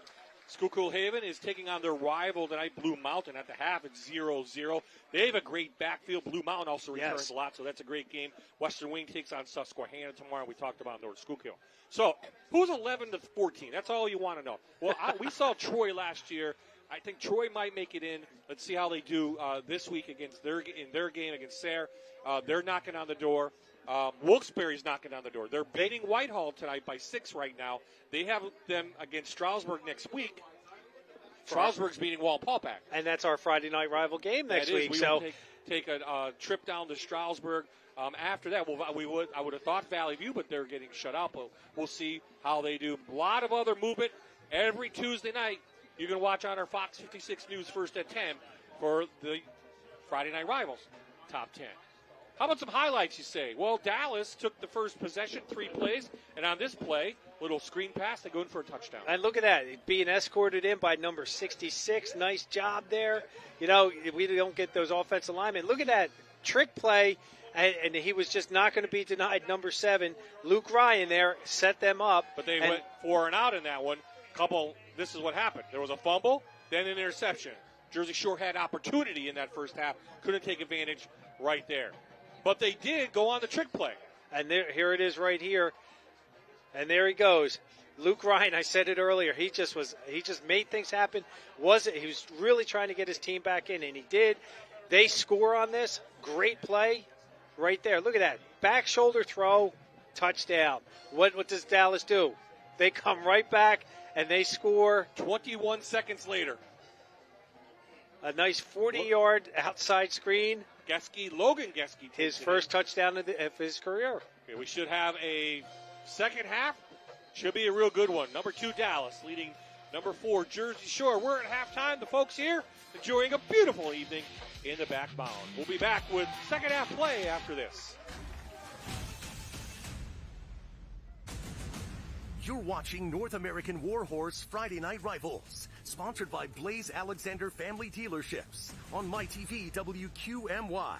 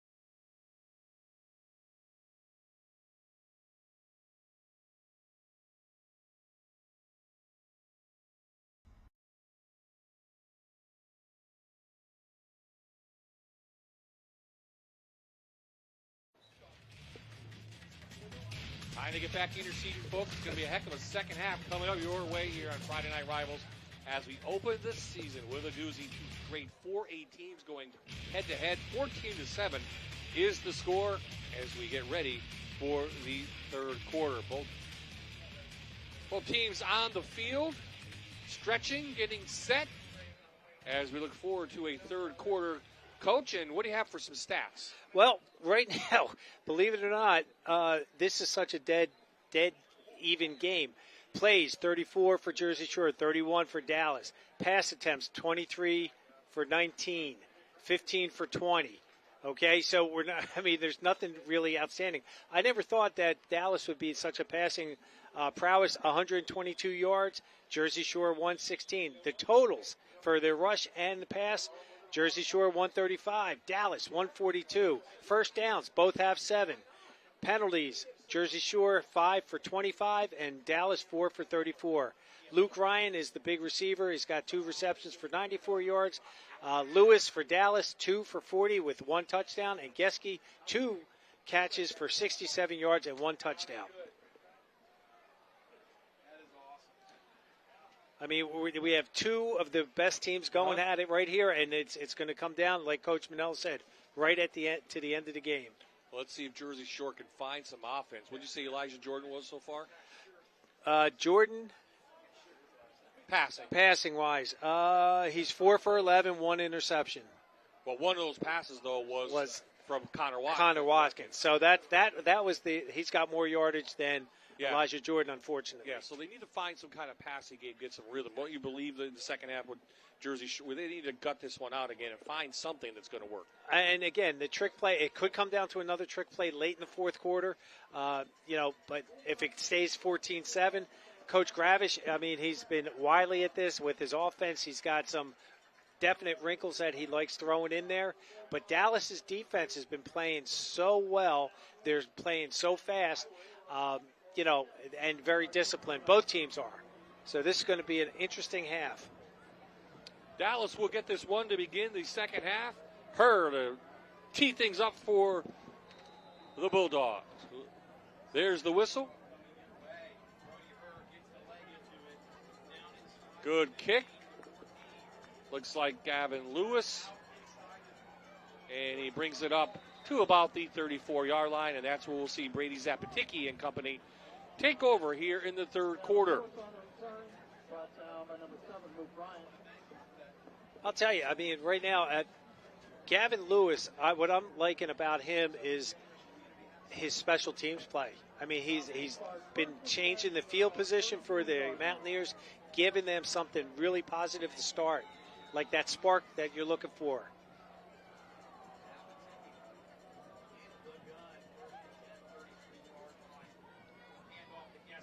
Geske nowhere to go, and looks Slate 56, Seacrest, the senior, shoots in from his defensive tackle position, and nowhere Geske loses yardage. Well, Jersey Shore's put 9 guys in the box right now. The only 2 deep guys are their free safety and strong safety. They're playing 10 yards. Everybody else is in the box, making it really difficult to try to run that ball. That time Geske has a hole. He finds it. He comes back up to about the 39-yard line, so a gain of 9, but still third down facing Dallas.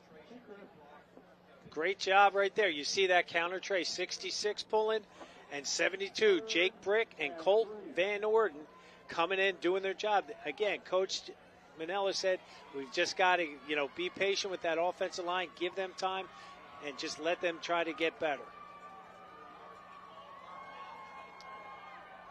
Get the play from the sidelines. Ryan Zapaticki will send it into his brother. Brady, a 3-year starter at quarterback, goes underneath center now.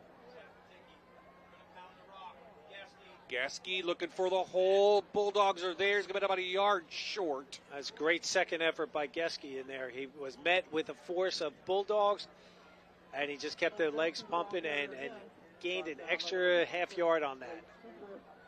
Offense will stay on the field. Inside their own territory, Rich Manello now calls out the punt team. Going to play conservative. Well, Coach will tell you, I mean, the first thing, it's a long game. It's the beginning of the third quarter. Let's just keep this flowing. Or do you run a trick play? Seen that before from Dallas. Yes, we have. Ooh. High snap. Laubach does a nice job to get it off in a high hanging kick. Everyone get out of the way, and it takes a Jersey Shore bounce. They'll have good field position at their own 43, trailing by 7 here in the third quarter.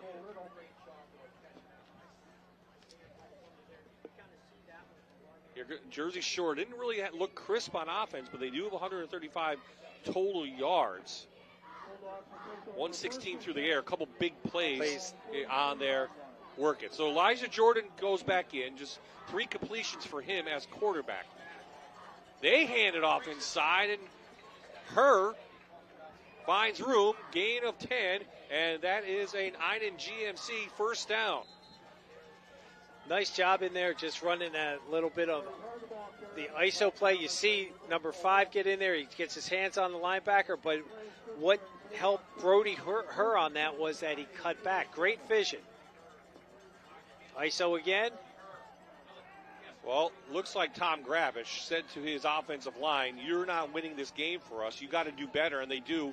On their first 2 plays, they gained 20 yards.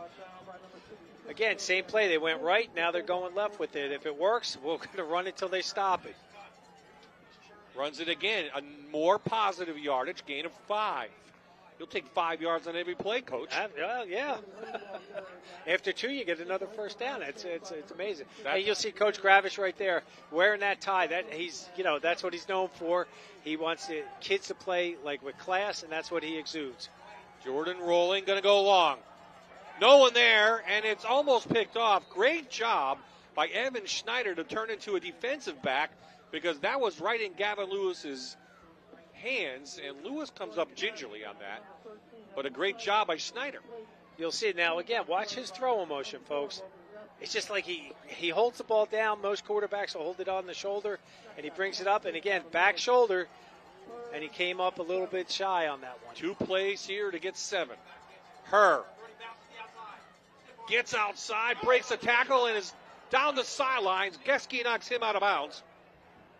Gain of 10, and it's another Einen GMC first down for Jersey Shore. Our 2 spotlight players decide to introduce themselves finally.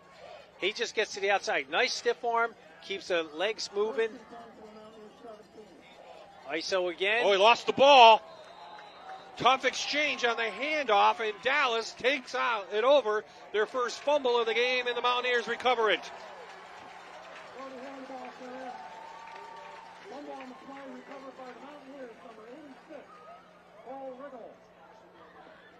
Look at that inside, number 77. He drops his left foot. He's influence blocking. So I don't know what Coach Gravish was worried about with him.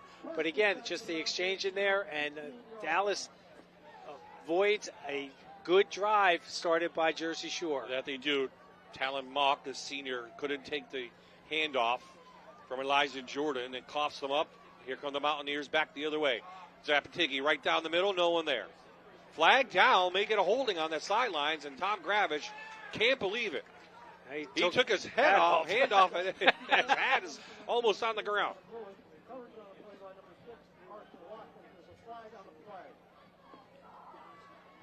Let's see if this goes against the Bulldogs. You would suspect it does.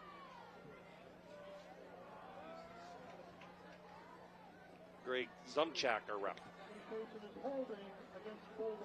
Yeah, that was holding out there, and it's going to be an Einen GMC first down. It's not a spot foul, but it's enough to get the ball. The chains move.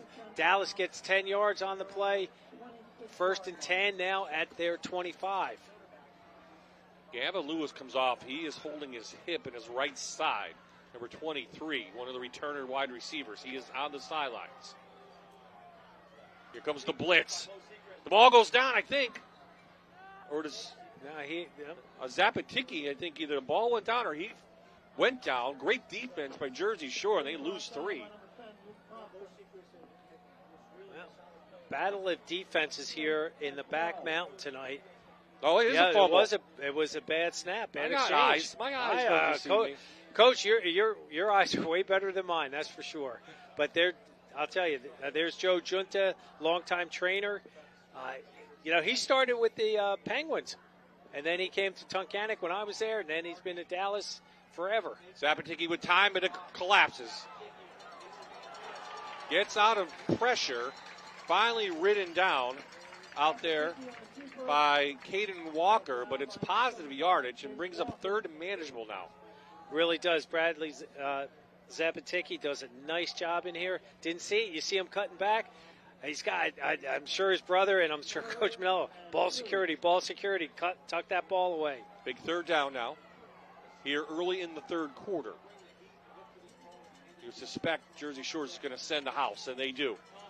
Zapatiki, no one open. Oh, he's wide open, 29. Oh, Malarkey got him. Malarkey has room. Malarkey into the open. The senior, shedding tackle, drops the ball. Let's see who has it. There's a scramble right at the 29, 30-yard line. And I believe they're going to point Dallas's way, and it's going to be a big play. Be a 36-yard gain by Malarkey, who showed great vision there, and they do. Boy, Malarkey did a nice job, but Sam Kelly, the junior, was wide open down the sideline. Again, now watch this, folks. Again, if he kept that track going to that side, but he cut back in, and I guess he just did that defender. But, hey, it's all going Dallas's way right now. Back to 19. Slade Sechrist tackles him. No gain on the play. Here's that last play, folks, coming up. Different angle. Great job with the play action. Again, wide open. Smart play by Zabatiki just to go with the sure thing. And Malarkey just makes something out of nothing.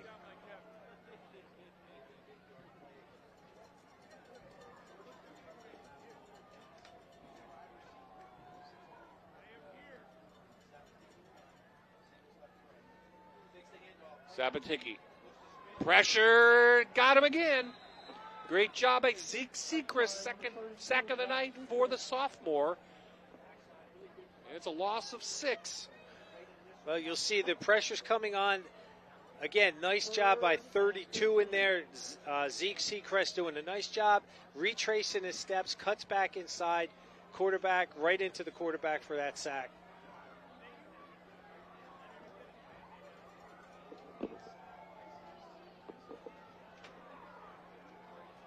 I believe Elijah Jordan's on the other side. He's got a cramp.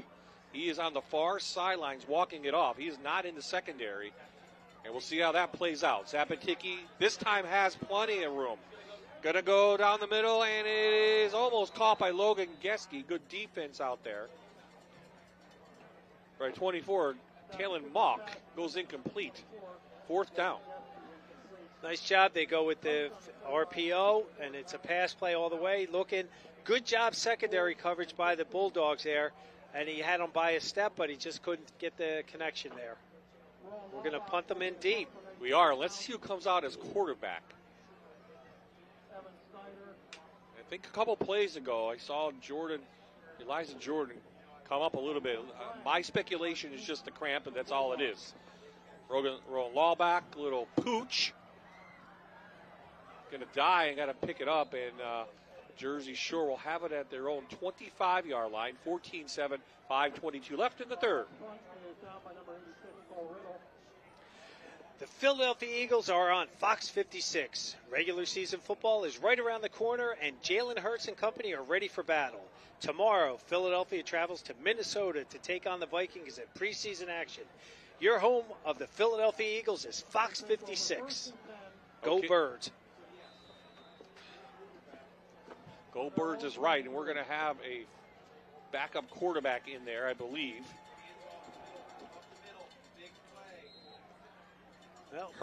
Brody Herr, positive yards, and it looks like it is number 9, Nolan Pauling, a freshman. We saw him in the scrimmage last week. And Coach Gravish said, don't be surprised to see number 9 out there. Well, I think it's an injury. I believe Elijah Jordan is injured. Herr powers up forward. Going to be short of the first down by a couple yards, but we're going to have to check the sidelines. Helmet's off, yep. Yeah, Elijah Jordan is running down, trying to work out a cramp on that far side. Well, again, Brody Hers, they dialed his number up. Here we go, the ISO. They knew it was coming. Yep. 66 shoots right in there. Ooh. Colt Van Norden. It's going to be 4th and really. Oh, wait, we're getting a measurement. They said first down. An Einen GMC first down. And we have an injury. And there you see number 1. We talked about him. He is the catalyst of this Jersey Shore team. And he is working out, it looks like cramps. Yep. I mean, he's been trying everything, doing everything, both sides of the ball, special teams. I think he's ready. Good job by our crew to get him as the freshman's going to take this snap on the first down. He's going to throw it. He loses the ball before he even got hit, and it goes incomplete. That was almost a fumble. Recovered by number 72. Or 75, Caden Walker. I think it's just an incomplete pass. Is it, or a fumble? It's just incomplete. Incomplete pass. He's lucky. He had forward motion going, but again, good heads-up play by Caden Walker, the 6'2", 235-pound senior. Handoff in the middle. This is where you're going to have to need an offensive line to power up forward, and they do. That is Bo Sechrist. 3rd and long now coming for the freshman QB. Zach Williams in on this right now. You see defensive line is going to get a little bit tired now, especially when they keep grinding this ball like this. Nico Wilk on the stop. Little option. The freshman keeps it, and he does a nice job. Holds on to the ball, but 2 yards short of the line to gain. Well, and that is prototypical what the option does. You put the guy in a bind. The defensive end is in a bind. Do I tackle him or do I feather my technique? And you'll see he's just right there, and he missed on the tackle again. And that's fixable stuff. We always talk about how can we get better from week 1 to week 2. Tom Gravich going to roll the dice with his freshman QB. Sechrist nowhere to go. Dallas meets the challenge. Zach Williams makes the stop, and they take over on downs. What a play for the defensive line of the Mountaineers. Look at how he took on that block. That was a tremendous job.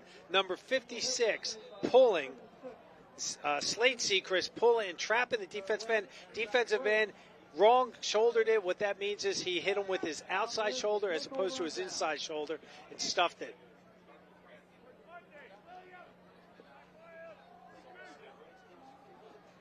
So the Cramps are starting here on a hot night in the back mountain. First game of the year, and this is not unexpected, is it? I'm surprised it's late in the 3rd quarter, and this is the first time we've had a Cramp stoppage. But Same movie, different year. Yeah. If I see bottles of mustard or pickle juice coming out, I don't know. Hey, we've seen it. I don't need it. Are you good? No, good? We're good up here. I hope Hope's okay down there. We'll have to see.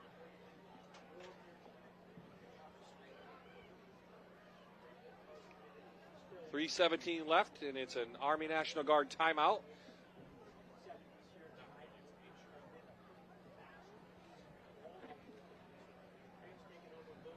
So you see Elijah Jordan coming back out to play defense, and you see a bunch of the Jersey Shore kids kind of walking around gingerly. Some updates on scores. Honesdale 26-8 over East Stroudsburg North. Lackawanna Trail 34-7 over Tunkhannock. Pittston losing to Mid-Valley 20-0. Valley View 26-0 to Scranton Prep. Riverside Dunmore 16, Dunmore 3. Towanda 21-6 over Cowanesque. And he's up. That's good to see. Number 19's up. Mark Malarkey. Nate Malarkey, the senior. Hope down on the sidelines with a special guest. Does everything. Coach's wife, photographer, and everything. Who do you have, Hope? Special teams, weight training. Oh, I'm here with Bonnie, who is the Dallas coach's wife. Bonnie, please tell me, what is it like to be the coach's wife? Like, what do you do? Well, it's very interesting, if I could say the least. My husband spends a lot of time up at the clubhouse, so one of the things that I do is I take pictures on the sidelines, so it keeps me involved. And honestly, if I didn't do something like that and be involved, I probably wouldn't see him very much. But it's a very selfish sport, but it's also very gratifying. Love it. And I see you do photography here for the football games. What else are you doing for Dallas? Oh, I do many things. I do the football program for them. My husband calls me head of football operations, duties as assigned. So anything from changing the toner in the printer to printing up things for him, you name it, it's kind of like it falls in my lap. Thank you, Bonnie. Thanks. Back to you guys. Well, I'm very modest. She's also in charge of their strength training for a lot of the girls' programs.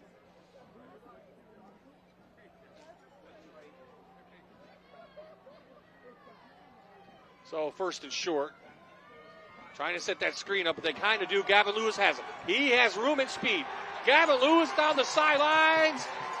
He's in for North American Warhorse touchdown. Well, that 36 yards.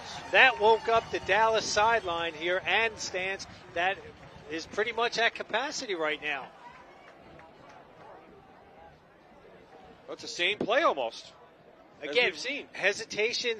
Number 11 For the Jersey Shore, that's Brody Herr again, was in a bind. Do I hit the quarterback? Do I drop in the coverage? And again, Zabaticki under pressure, under duress, does a nice job getting that ball and put it in Gavin Lewis. Look at his stride, folks. I said that earlier.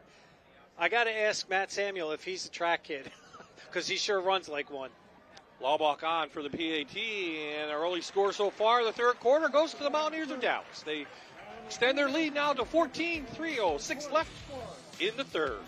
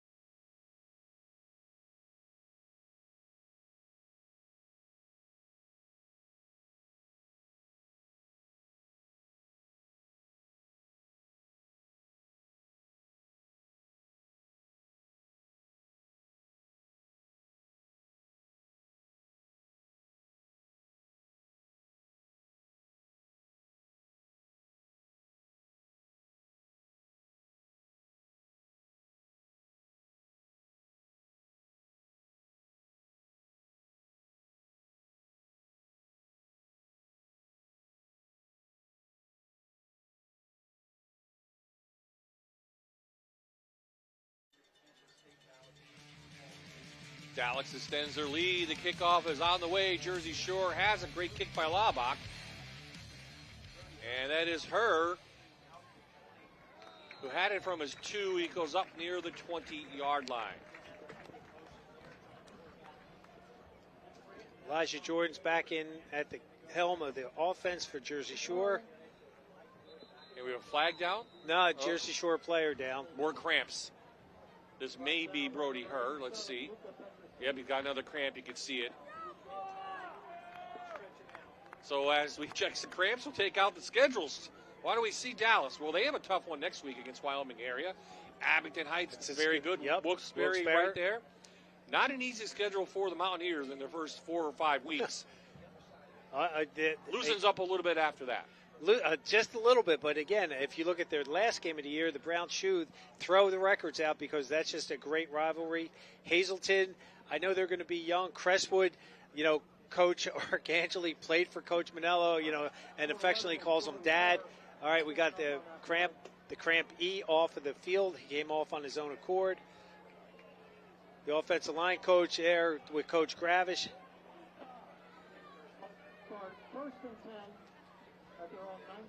Okay. Well, the good news for Jersey Shore fans, Elijah Jordan is back out walking pretty good. But they need to find some sort of offense. Wyoming area tonight beating Crestwood right now 14-7, by the way. Herr trying to get a completion over through Bo Sechrist coming out of the backfield. And it's been a tough go tonight for this passing game downfield, except for that one trick play. Dallas's defense has risen to the occasion. Jersey Shore that time, they went with this shotgun, split back gun. And again, get the backs out, but the linebacker was running step in step with them. Back to Bo Sechrist and that line right there from Dallas. This is where the work in their weight room pays off here in the third quarter. You're tired and you need to push, and you do. They're getting up slow. Zach Williams on the bottom. He's had a nice game for the Mountaineers. And the offensive line for Jersey Shore outweighs them by 30-some pounds right now and has a lot more experience because that's a 4-man front for Dallas, and they're all juniors.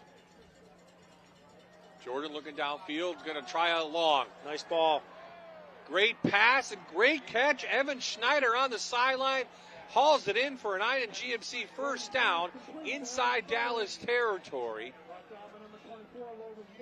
37-yard gain. That's a great job. Nice ball by Elijah Wood. Great connection. Again, he had him beat. He had to go back shoulder for him. If that ball was thrown in stride, he would have been in the end zone. So big play for this team. Back out to Schneider, and Schneider picks up a couple. This is very reminiscent. Another cramp.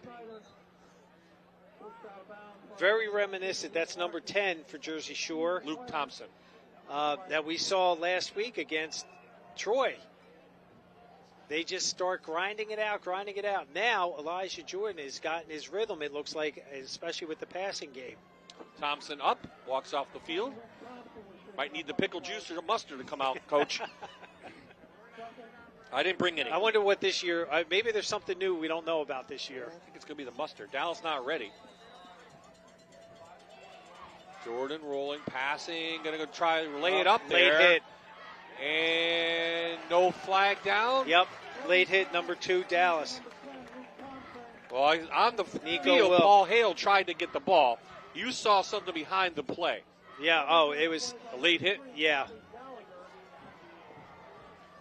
Personal foul, roughing the passer, number 2. That's a 15-yard penalty, automatic first down. Nico Wilk, the junior, with the late hit. That gives some positive yardage for Jersey Shore, and 9 and GMC first down. And there was really no need for this. I mean, great pressure from the edge. He's coming. Watch, the ball's away. 1. And he didn't have to do it. It's the push. Oh, yeah. Jordan back. Has room. Jumps just before the line of scrimmage and downfield. Had a wide open receiver down there. Number 3. That was Hale again. Paul Hale, the senior. He had him wide open in the end zone. Broken coverage right there. Elijah Jordan's going to put you in that bind. And now he's showing that he's got the poise to stay back there and try to pass, not always run the ball, which he was trying to do first half. As I mentioned in the third, just got to get some rhythm. Now they have the rhythm. A couple first downs late here in the third. Here comes the blitz. They pick it up. Jordan has room to run if he wants. Trying to get a block. Kind of does. Picks up about 8 or 9. Going to be close to a first down, but it will be manageable. No outside contain on that. What they brought everybody in. You'll see that. And he was able to cut back. And look, there's no blue jerseys right there. None within the screen. Third down now. So 2 downs to get 2. This is going to be Jordan trying to get a lead block. They get a nice push up front, and they do get an Einen GMC first down. We are inside the Blaze Alexander red zone again for Jersey Shore. And you just see Elijah Jordan just grinding it out up there. This is where it's going to be won right now in the trenches. Who's got the experience, but more importantly, who's better conditioned. Folks, we're only in the third quarter. We have a whole quarter left in this one. Jordan to the end zone. Touchdown! North American Warhorse touchdown. Yep. Jordan finds Evan Schneider in the end zone. Evan Schneider, I'm telling you, that kid is a playmaker. He's used to doing this for Jersey Shore, and you just see the confidence that he has in Elijah Jordan. Elijah Jordan has a confidence in him that he's going to catch it. Look at that ball. Great placement. Back shoulder again. He had to turn back for it, but they know that's where it's going to be placed. Brody Herr, the key extra point is up and through. Schneider had 2 touchdowns last week. Now he has 1 here tonight, and here comes Jersey Shore. Just like last week, as you said, Coach, against Troy, they're going to grind, and then they're going to find something they do. They're down just 7. Here's that play again. Here you go. He takes that 3-step drop and just throws the ball. And he's letting Evan Schneider make the play. Logan Geske there on the stop. Well, pretty much what we expected. These 2 teams will not give up. 2 of the best in the state. And this is going to go down, like Coach Manello said at halftime. Whoever has the ball last.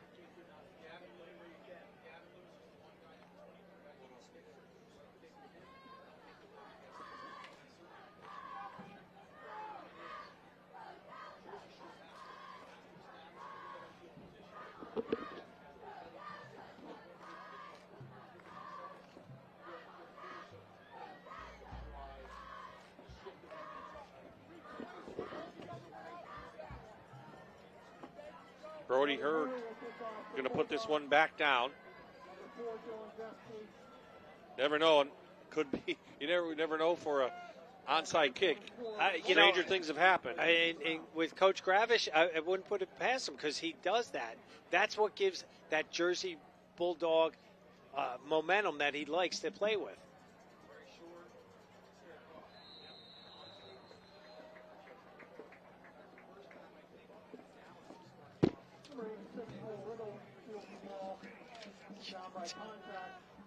All right, here we go. We have next Saturday, the 31st, is game 1 for the blue and white, and Fox has the game. Number 8, Penn State takes on West Virginia. Kickoff at noon next Saturday. College football is back on Fox 56. Penn State looking for a big year, trying to get in a college football playoff. They'll take on the Mountaineers next week right here, right on Fox 56. Dallas has the ball. Under a minute to play in the third quarter. Still one more quarter to go here in this ball game as we kick things off for 2024. Tipped at the line of scrimmage. And is that Slate Seacrest again? Yes, it is. No, it is a Seacrest. It is a Seacrest. I was close. It is Zeke. Zeke. Hey, if you say Seacrest and it's Jersey Shore, you're close. We're good. We're good. Just like Geske on the other side. Geske has the ball. Okay. Jersey Shore has put pressure on him all night long. They've done a nice job. Let's see if they go back to the screen pass or they play that for later. They'll drop back. There's the screen. Little bobble. Jersey Shore there is ready that time. Positive yardage, though. Gain of about 6. That's Malarkey again.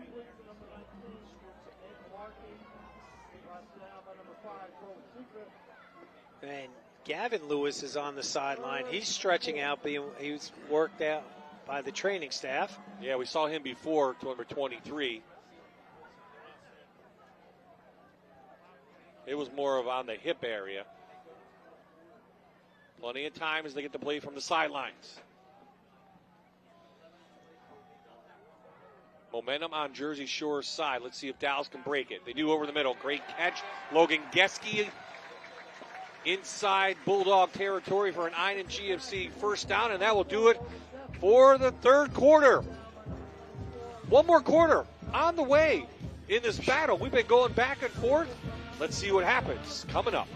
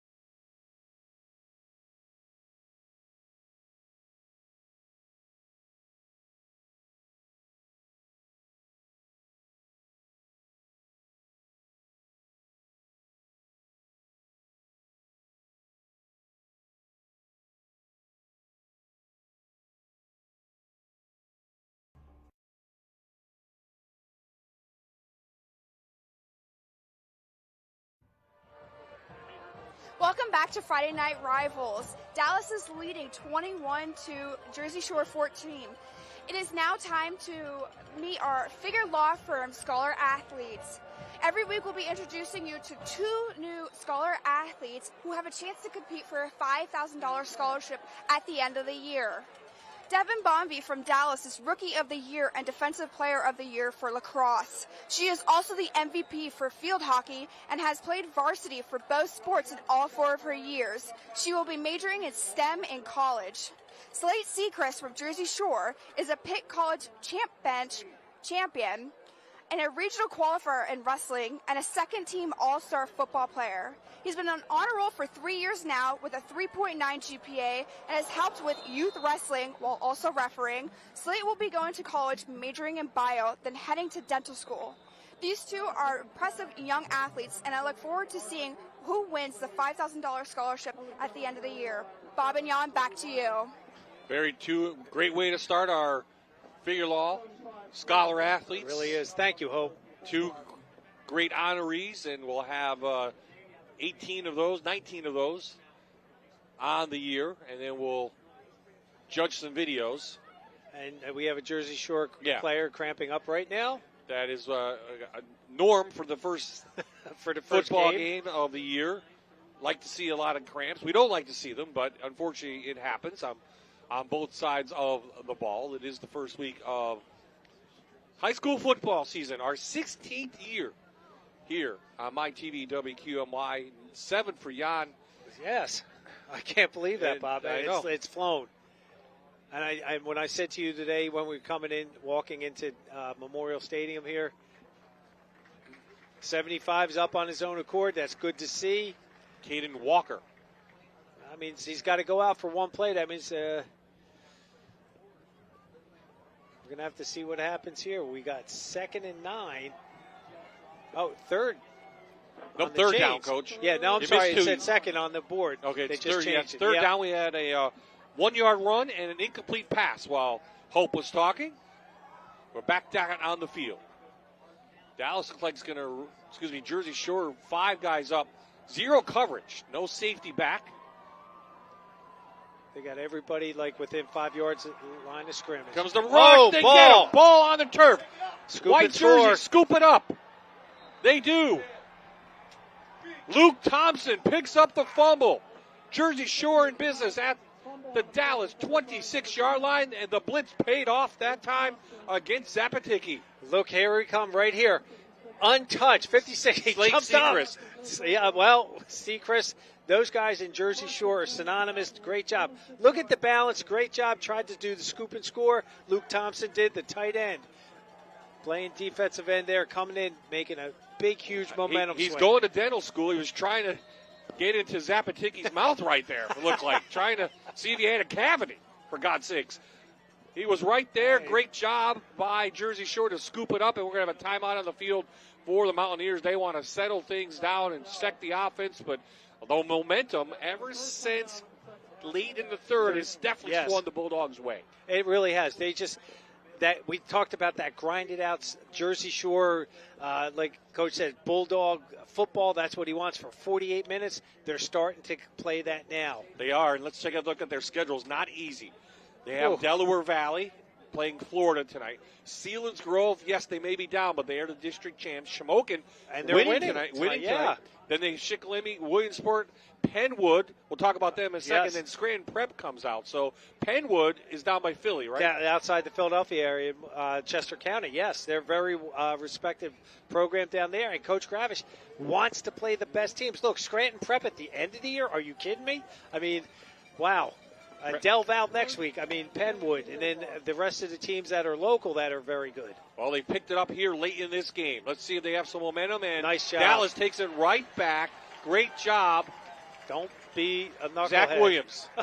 Zach Williams with the play on Elijah Jordan. Zach Williams, great job. Junior, keep your emotions in check. You just made a great play. And as he gets up, he starts jabbing and talking a little bit. Don't do that. Coach Manello doesn't need that. The Dallas Mountaineers don't want to get a personal foul.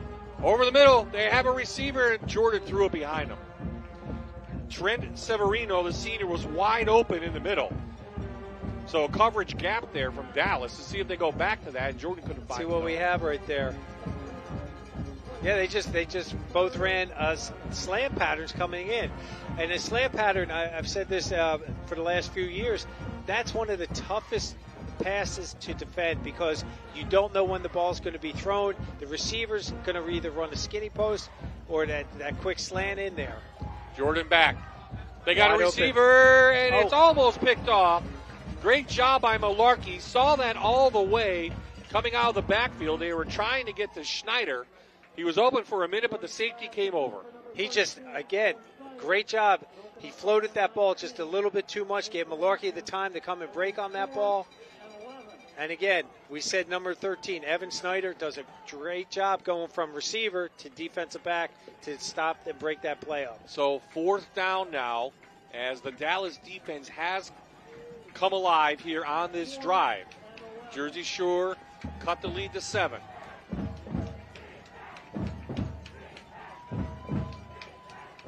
Here comes the blitz. They pick it up over the middle. Knocked down by number 10.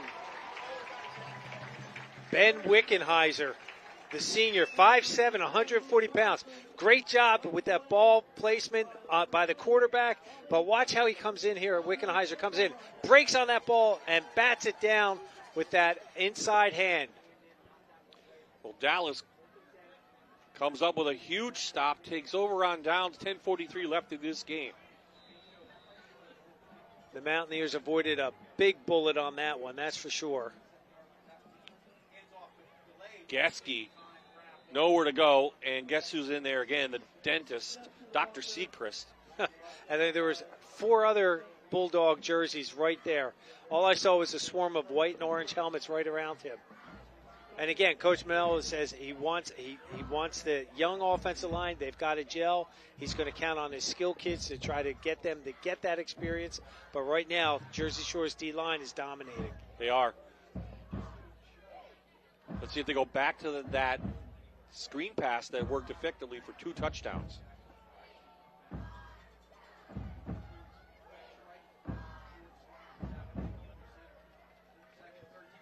They fake it and roll, and guess what? Another defender in Zapaticki's face. That is the sophomore Seacrest. And there's no room for Zapaticki to place the ball anywhere. Again, a sophomore, 6 foot, 195 pounds. Great job. Comes off the edge and he maintained his track right into the quarterback's face. Well, fool me once if you're Jersey Shore, right? Big time. Okay, here's a 3rd and long now facing the Mountaineers. Up by 7. They're going to try a long pass. Miscommunication with their receiver. Logan Geske wasn't running the right play, and there you see he comes up a little limp too with a cramp. And they're going to have to punt it. It's kind of hard to run a fade pattern like that when you can't run full speed. And you see on your screen, folks, he just dropped out because he knows it's a cramp. Again, Joe Junta's been here at Dallas. He does a tremendous job getting these kids ready week in and week out. But number one priority for Joe Junta and Coach Manello is the safety of his players. Laubach's done a nice job kicking the ball tonight. Let's see if he can get one off here. This is a little shorter. Good tying time. Oh, great bounce and touched him. Yep, I heard a Jersey Shore player hit him in the back, but a good awareness by Evan Schneider to pick it up, and he gets into Dallas territory at the 49.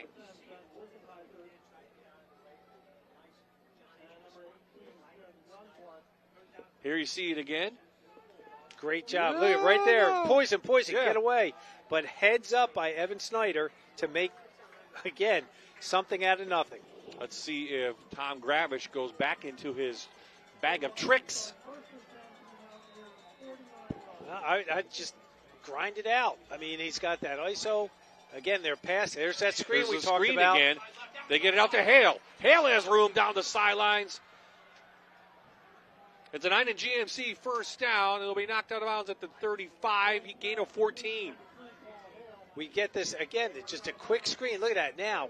And I said Elijah Jordan has found his rhythm. He's doing a great job with his passing now. The receivers are very confident, and they're doing Jersey Shore football right now. You see Tom Gravish calling the plays. Long-time coach. They go back to the other side, and Dallas is there. Nice job by Malarkey. Severino had the ball, but you mentioned Malarkey gets off slowly. He's gained a loss of 1 on that, actually. Great job. They try the other side. Let's go. Let's see what happens. And Malarkey right there. Nice job.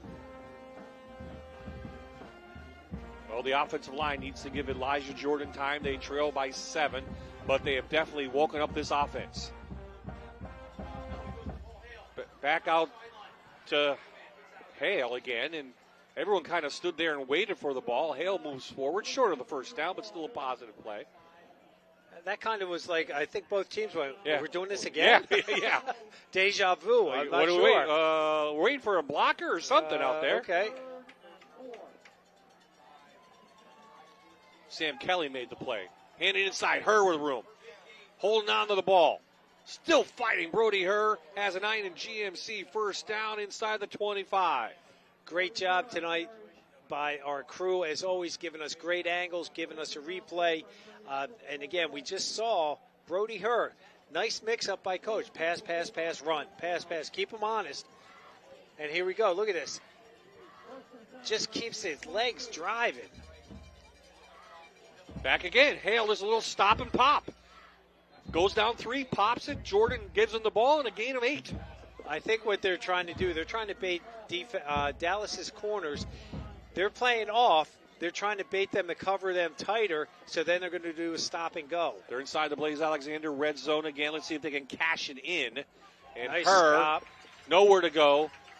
56, that's Zach Williams, the junior, doing a nice job for a loss on that play. Yep, so 3rd down still. Ball at the 14-yard line. So 4 down territory. Jordan again. Are going to do it again? Nope. Jordan with room. Finds a guy over the middle. Has Luke Ryan. Fights his way inside the 1. 1st and goal. Jersey Shore knocking on the door. Gain of 14-yard line is another Iron GMC 1st down. Boy, Luke Ryan, the 6-foot, 182-pound junior, another key reception, gets the Bulldogs in that close vicinity for the red zone for a score. Tight and in, and let's take behind our big offensive line. Touchdown. It is a North American Warhorse touchdown, and Jersey Shore has 1 extra point away from tying this one up with 7:30 left in the game.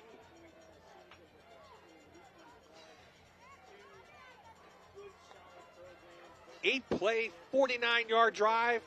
Brody Herr's going to put the PAT in. It's Bo Seacrest who powers through. Just on a quick fullback dive. That's all that was. A base, what we call Bob, big on big. Good snap, good hold, and it is just through, and we are tied. We started 0-0. Dallas had the lead for a long time, but guess what? Jersey Shore is back in this one, and our number 4 team ties it up at 21.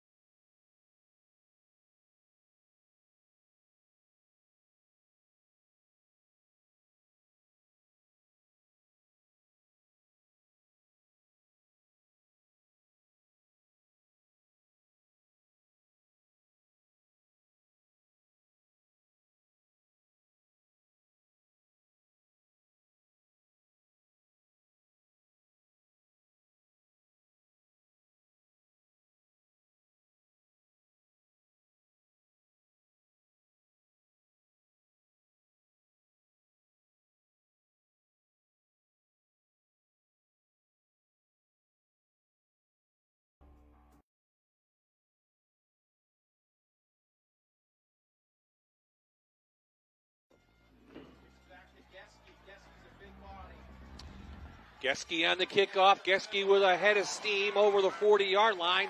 Let's talk about Jersey Shore, Coach. A big drive, had the field position, kept knocking on the door. They have grinded, and we've mentioned that all night long. They're a grind-out team. They did it, and they tie this one back up. And this is just the confidence that Coach Gravish instills in his players that, you know, we might be down, but we're not out. They're going to fight you all the way to the very end, just like very similar to Coach Manello and his philosophy here in Dallas. Well, there's experience at quarterback. Let's see if it pays off. Sabatiki going to just run this one up, and boy, Bo Seacrest laid the wood on him. A yard gain at best. Number 5 came shooting through. And Caden Walker, the nose guard in there, does a nice job. Watch this. Boom. He's the one that had the first hit to allow number 5 come in there, Bo Seacrest, to clean that up. Well, Bo Seacrest, though, again, an all-state linebacker as a junior. Or sophomore, excuse me. Quick in to Geske. Bo Seacrest there, pulls him down. Minimal gain, about 4. 3rd down on the way. They just try running that slip screen to Geske here. Split back, they fake the power to the right. They come back to 24 to Geske in there. Well, we thought this one could be a good game, and it has turned out to be just as expected. Number 4 and number 2 in our FNR top 10 battling it out, and this is only the opening week.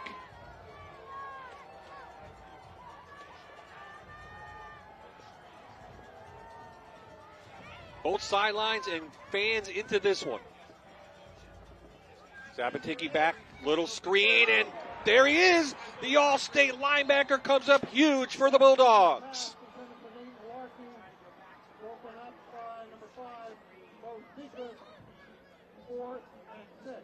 Bo knows football. Yes, he does. Nice job. Again, they try to get the motion. They were hoping that Jersey Shore would go with the motion. They didn't. Look at that. He just sniffed that out. There were 2 blue jerseys there, and no one picked them up. Great job by Bo Seacrest. Some late changes. Snyder and Hale back. Laubach, again, trying to get off a good punt.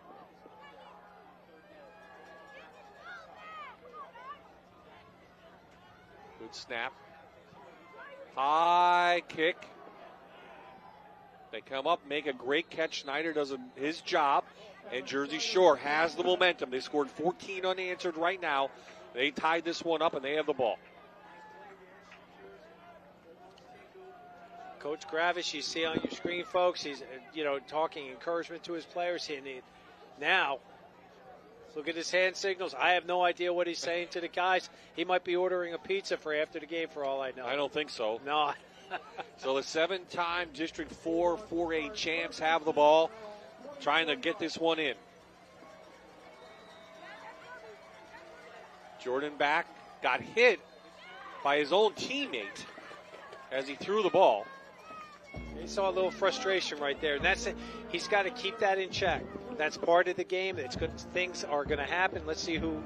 Yep, he got rocked back there because Brody got knocked back into him.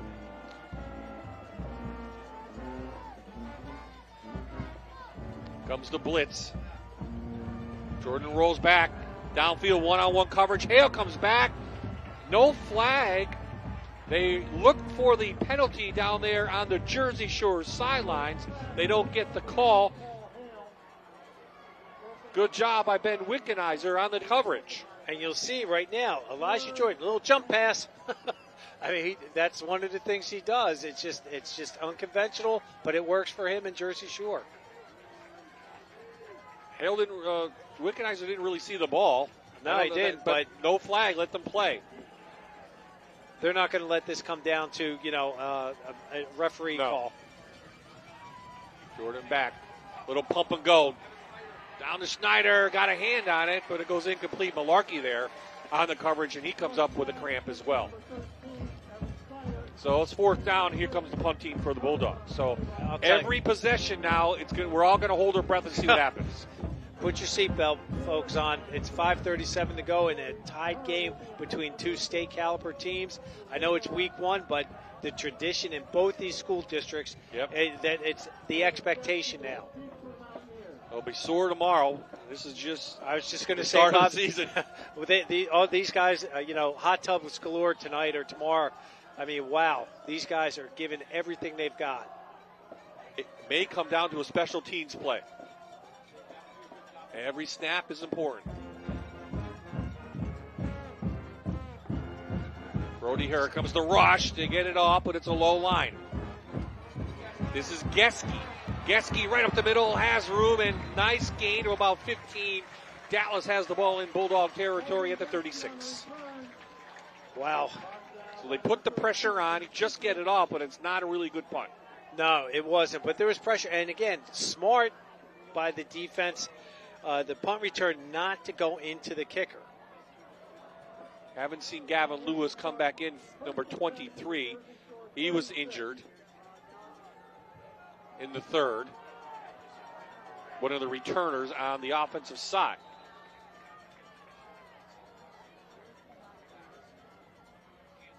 Sabaticki fakes it. Looking for someone downfield and trying to get Geske. Not sure if that was the right route. Snyder there on coverage. And Ben Wickenheiser, again, he made himself, he's 5'7", but he outran the secondary. He was open. One thing Jersey Shore has done is basically taken the running game away for Dallas. They're kind of forcing them to the air. They have stymied them, but again, Sabaticki, you know what? I wouldn't have a problem with him if he has to throw it. There you go, Geske. 2-yard gain, 3rd and long now coming up. Jersey Shore, that's exactly what they want to do. Make them beat them in the air. new receivers. Remember, no Zach Pachewski to go to. No. And Gavin Lewis, their most experienced wide receiver, is out. Logan Geske has been the go-to guy for Dallas. Well, we know that, every football coach has next man up mentality, and again, no, it's no different here. Timeout, Dallas 4-4-4 remaining in this game. Pennsylvania Army National Guard timeout. Dallas wants to talk it over. You figure 2 plays here, or maybe 1 and try to pin him deep. We said that last year, and we saw Coach go for the fake. So I'm not even going to guess. Well, it is week 1. We have a long way to go. Excuse me. And next week, we're going to pack up the trucks and head to Monroe County for the first time in a long time. Our first visit from Friday Night Rivals, the Wilkes-Barre area taking on the Mounties of Stroudsburg. Coach is going to find some scores. Then we're going to have Lakeland and Riverside, and then Abington Heights Valley View. Lakeland's up over Carbondale. Right now, I'm just trying to find West Scranton 27-21 over Old Forge. We're going to, Lakeland was winning. Abington Heights Valley View both losing. 37-30, North Schuylkill, fourth quarter over Mount Carmel. Wow. They come back. Shocking. Stroudsburg playing Wallen-Paulpack tonight. It's 20-7. Stroudsburg is up. And Wilkes-Barre playing Whitehall tonight, another District 11 team. And we'll check on that. So next week we're on the road. And then we'll have the Mayor's Cup, too. Don't forget, September 7th. Games, yes. 6 o'clock. Okay, back here after the timeout. Here goes Brady Zapaticki and company. What have they called on the sidelines? Split back gun. Here comes the rush. Zapaticki has room. Powers his way through. He's 190, and he just made his way right through the Jersey Shore defense for an Einen GMC first down. Let's see again. Wow, look at this. This was just designated the entire time. Right there, 11. Brody just didn't wrap his arms, and Zapaticki was not going to be denied. Got a key first down, keeps the Mountaineers going. Coach Manello talked about his toughness and how he was going to run a little bit more this year, and he did right there to pay dividends. Another set of downs for the Mountaineers trying to win this one on their home field. Again, nowhere to go in that running room, and it's been Slate Secrest pretty much all night long on that side of the ball, along with Luke Thompson. I mean, Slate Secrest, tremendous job in there, just beating the inexperienced offensive lineman in Dallas right now. He mentioned he's gotten some offers, including an offer from Pitt to play football, and that's why, folks, he's an all-state player in the middle there for Jersey Shore, loss of 2. He just makes things happen. Now, last time they went this split back gun, they flared both backs out, and that caused a little bit of a bind on the linebackers. I'm wondering this time if they're going to try to throw the ball. Clock ticking, under 3:30 left in this one here in the back mountain. On a beautiful night for football, and they ran out of time. Note, they were trying to call timeout. The referee didn't see it. Rich Manello has his hands up. I was calling timeout. You didn't see it. I'm going to lose 5 yards.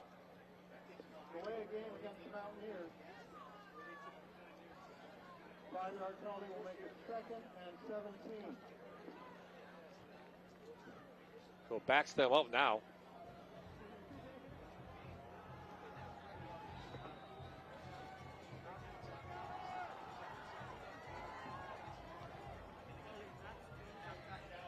Good time for Zapaticki. Is it over the middle, and good defense. Geske can't pull it in. Good defense by Talon Muck, number 24, the senior, for the Bulldogs, and third along now facing Dallas. Well, Talon does, great job, great coverage right there. That's a tough play right there. I mean, throwing over a linebacker, you got solid coverage there with the secondary. But Brady Zapaticki has that, I'm going to say cockiness, but it isn't. It's confidence in his receivers to get that done. He's going to underneath center, and they're going to hand it off to Geske and hopefully break something. They get some of it back. It's going to be 4th and 9. Gets about 8. Let's see. I think this may be pooch punt time. Try to pin them in. I think so. They go with the power play. You see both the right side guard and tackle right there pulling in for you into your living rooms. And again, That's the diesel, the truck we've seen. 4th and 9. So on 4th down, we're pointing at the clock right now. I think, we're doing a field, it's a field goal? I can't tell by the personnel. I didn't see that. Laubach, I think, is going to put his tee down. Official timeout. So they'll get a full 25. 3:05 left. Zapaticki's come out. Malarkey's in there, the holder. I think they're going to go for a field goal, Coach. A 41-yard field goal attempt, it looks like, I think, by Rowan Laubach, the senior kicker. Well, he's had 5 field goals and 66 point afters last year.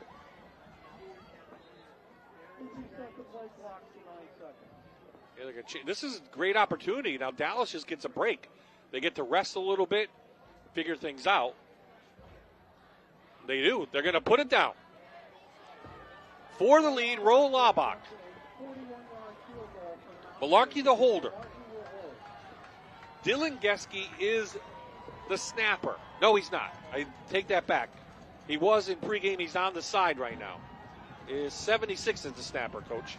I saw Slate Seacrest barking out some orders at defensive line. Either they kick it or fake it, or they're going to try to draw them. Good snap, good hole, good kick. The kick is away. It's long enough. It's far enough. And it is no good. Wide left. Just over the crossbar. It was a good kick. It had plenty of room and distance, but it just went off to the left. Wow.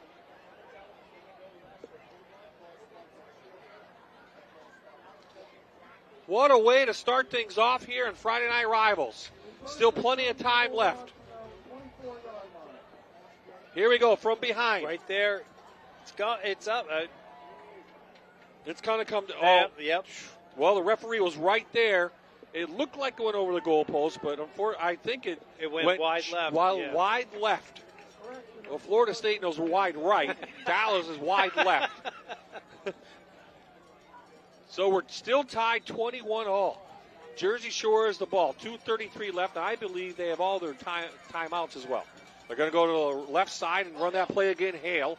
And they pick up a Einen GMC first down, gain of 11. And he's just going to keep picking and picking and picking. He's not going to do home run. He's just going to run this out because he knows this is going to be too close. And we have another cramp right now. Malarkey, I believe. It's just a little out and cut, right? What do you call that? It's a stop. It's a stop is all it is. It's been working unless they want what? They want to bring up the cornerback, right? They're Dallas' secondary. Their corners are playing 5 to 7 off. They're going to try to draw them up, and then they're going to go with the stop and go. I was going to say that they're not going to go downtown because they're going to just keep getting these 8, 10-yard chunks, and they're just going to work their way down, keep the ball out of Dallas' hand, and try to get that winning touchdown. Again, these two teams combined for 3 appearances in the state finals since 2020. Since 2019, I should say. Both have lost in the state finals. But it shows what kind of programs they have. And we're seeing it on display here tonight. These two teams, they just, like I said, the expectation from the community is that we are going to states. And right now you're seeing Jersey Shore. They say we're going to play the toughest schedule we can play because we got to get over that hump. And same thing with Dallas on the other side. Wickenheiser was shaken up. He comes off. And it'll be first down again. After the Einen GMC first down. Here comes the blitz. They pick it up. Quick out to Schneider. Lucky to catch it. Malarkey almost pulled that one in. Positive yards. Let's call it 6. And this is where you have to be disciplined on defense. Just keep doing your job. Here's the replay. Good ball right there. And again, that's the guy I'd be throwing to myself. Let's see if they run Elijah Jordan at all. Here comes the blitz. They're going to take it down up the middle, and that is Brody Herr. He powers forward. They get another Einen GMC first down past the 40. Gain of 7. Try to keep them honest now. Doesn't the clock stop after a first down? No, once they have the stick set, it runs. Blitz again down the middle. High throw, and it's hauled in. Hauled in downfield. Evan Snyder again. Snyder again. Big gain inside Dallas territory. Down to the 30-yard line, a 28-yard gain. Here it is. Dallas's defense, great job. Look at that. Reached out for that ball, two-handed it in. Ball security. Jersey Shore up quickly. There's another stop route. Hale, let's see if they call timeout. 1:21, and they're going to keep rolling it. Yeah, we haven't really seen Coach Gravish do his, no huddle. I shouldn't say that, where they're up on the ball immediately, where they did that. They just had, against Troy, we saw that a couple times. Now, here's the thing, too. Brody Herr has a decent leg, too, as a field goal kicker. Here's Jordan going to roll. Got to Tucker go and get rid of it. He's got to get rid of it. Time's ticking. We're under a minute. He's got room on that left side. He's got a first down and more. Near the 10, out of bounds goes Elijah Jordan using his legs at the 11. Now, again, we talked about breaking containment. There was nobody, blue jerseys all shifted. They all came in. They're following him now to our right. And watch, he cuts back, and all there is a wall of white and orange jerseys there. Elijah Jordan over the middle. Touchdown, Jersey Shore.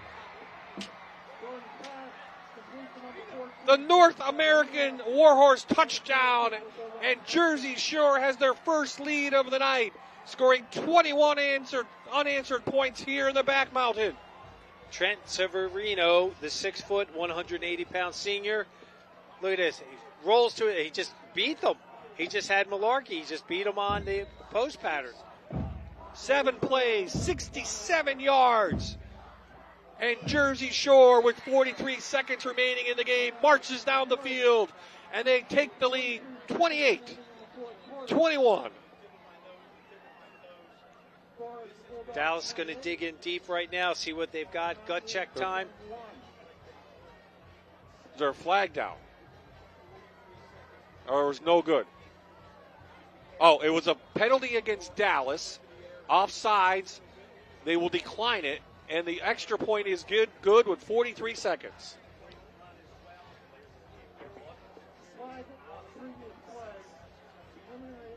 Well, Coach Manello wanted to see how his kids respond to adversity, and here's a key moment right now. 43 seconds left in the game. You're down by a touchdown. What are you going to do? We talked about the grit. We talked about the grind. This is what we saw from Jersey Shore. They dug deep. They didn't give up. And they found the offense that they needed to find at the right time, Coach, and they marched down the field for the leading touchdown now. Could be the game-winning touchdown in the opening night of the season. A tale of two halves, right, Bob? I mean, the first half they struggled. They couldn't find their momentum. They couldn't figure out what they were doing. Elijah Jordan was trying, I think, to do too much. He settled down halftime. I'm sure what Coach said to him was, look, just let it come to you. Don't force it. And we've seen good things from him today. Dallas's defense, they've been keeping them in the game. They've been playing hard, but they just didn't have an answer for that last drive. Elijah Jordan, first time starting as a quarterback his senior year. Played quarterback growing up in Pee Wee, but got beaten out by his brother at Jersey Shore. Was a pretty good quarterback himself. Geskies is going to let it roll, and it'll go out of bounds. So Dallas will get good field position. I believe they have 2 timeouts left. Yes. 2 timeouts. They get the ball to start 35. But they need a touchdown. And we talked earlier before the game, well, what happens if? What if?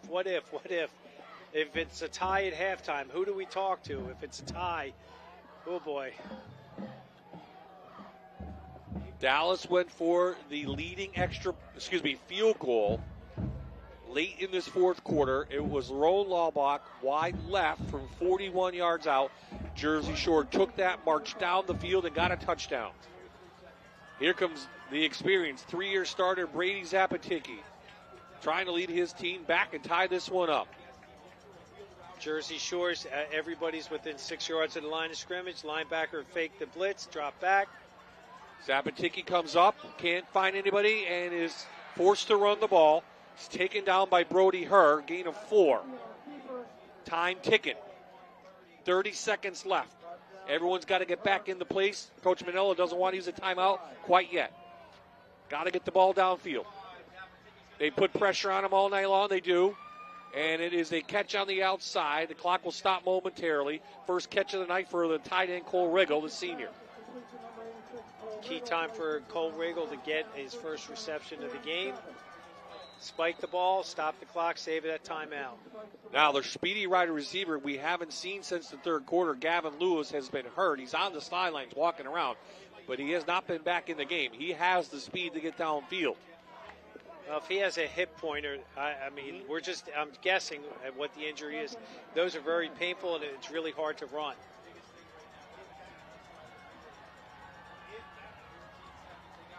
.14 seconds. Here comes the blitz. Zapaticki is forced to throw it out of bounds. They put pressure on the Dallas quarterback all night long as Jersey Shore. And except for those 2 screens, they've gotten to him. Again, just the inexperience of the offensive line. They're bringing 6, 7 guys. The offensive line, just give them time, folks. Give the Mountaineer faithful, just give that offensive line time, and they'll be fine. Dallas going to take on Wyoming area next week. Jersey Shore will host Delaware Valley.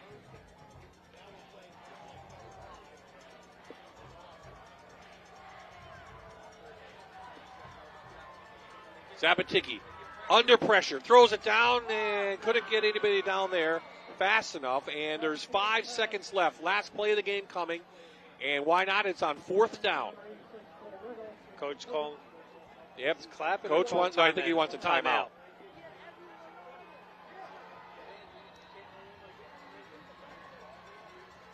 Okay, timeout Dallas, one last play.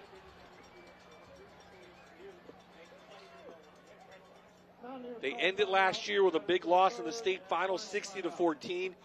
Boy, this could not start the way they wanted if you're a Mountaineer fan.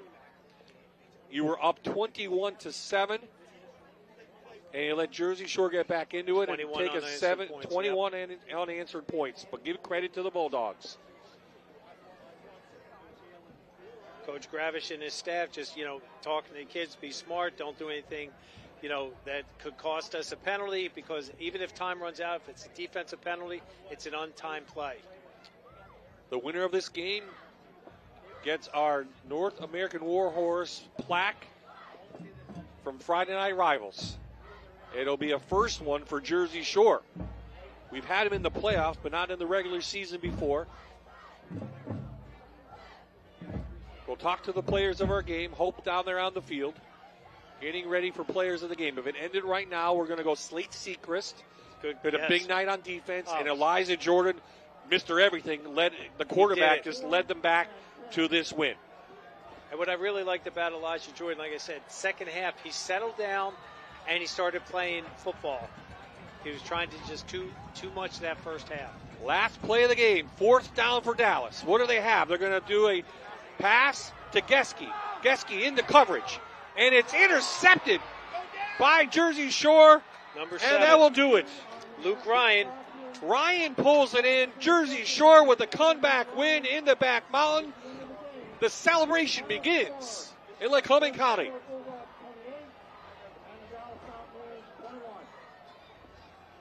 Congratulations to Coach Gravish. What a game for opening night of Friday Night Rivals here on MyTV WQMY. Jersey Shore, 21 answered points, beats the state runner-up from last year, 28-21.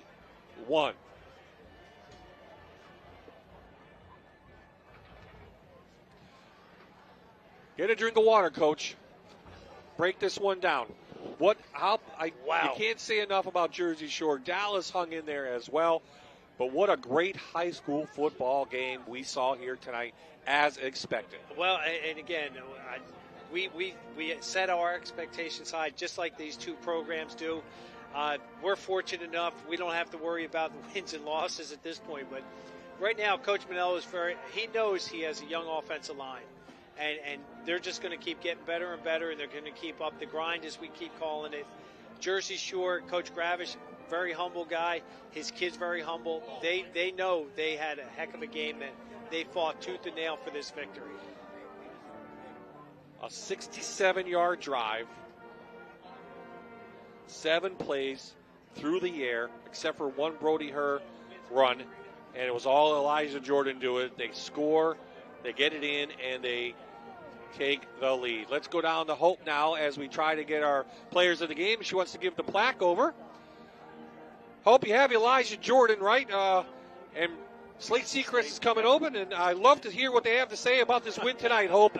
How is it going? Let's go.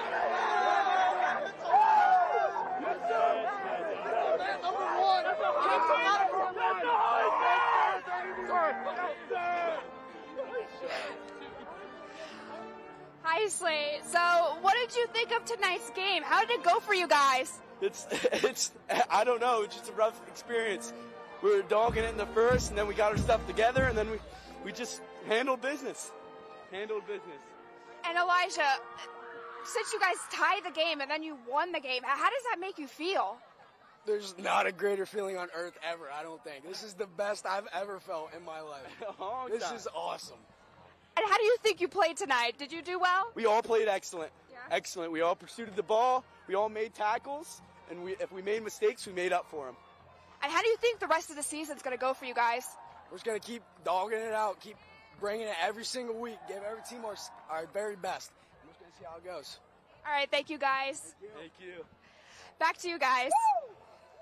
Thank you, Hope. Congratulations. Yes. I think they're happy, huh? Yeah, they're dogging it out, and that's one of Coach's keys to the game. Well, they got a plaque. It's not the state trophy, but, they got a plaque to hang up. And even Coach Gravich, loving it. Friday Night Rivals, first ever win for Jersey Shore. And let's go back to Dallas again. They have a tough one next week against Wyoming area, but, they have some things to work on.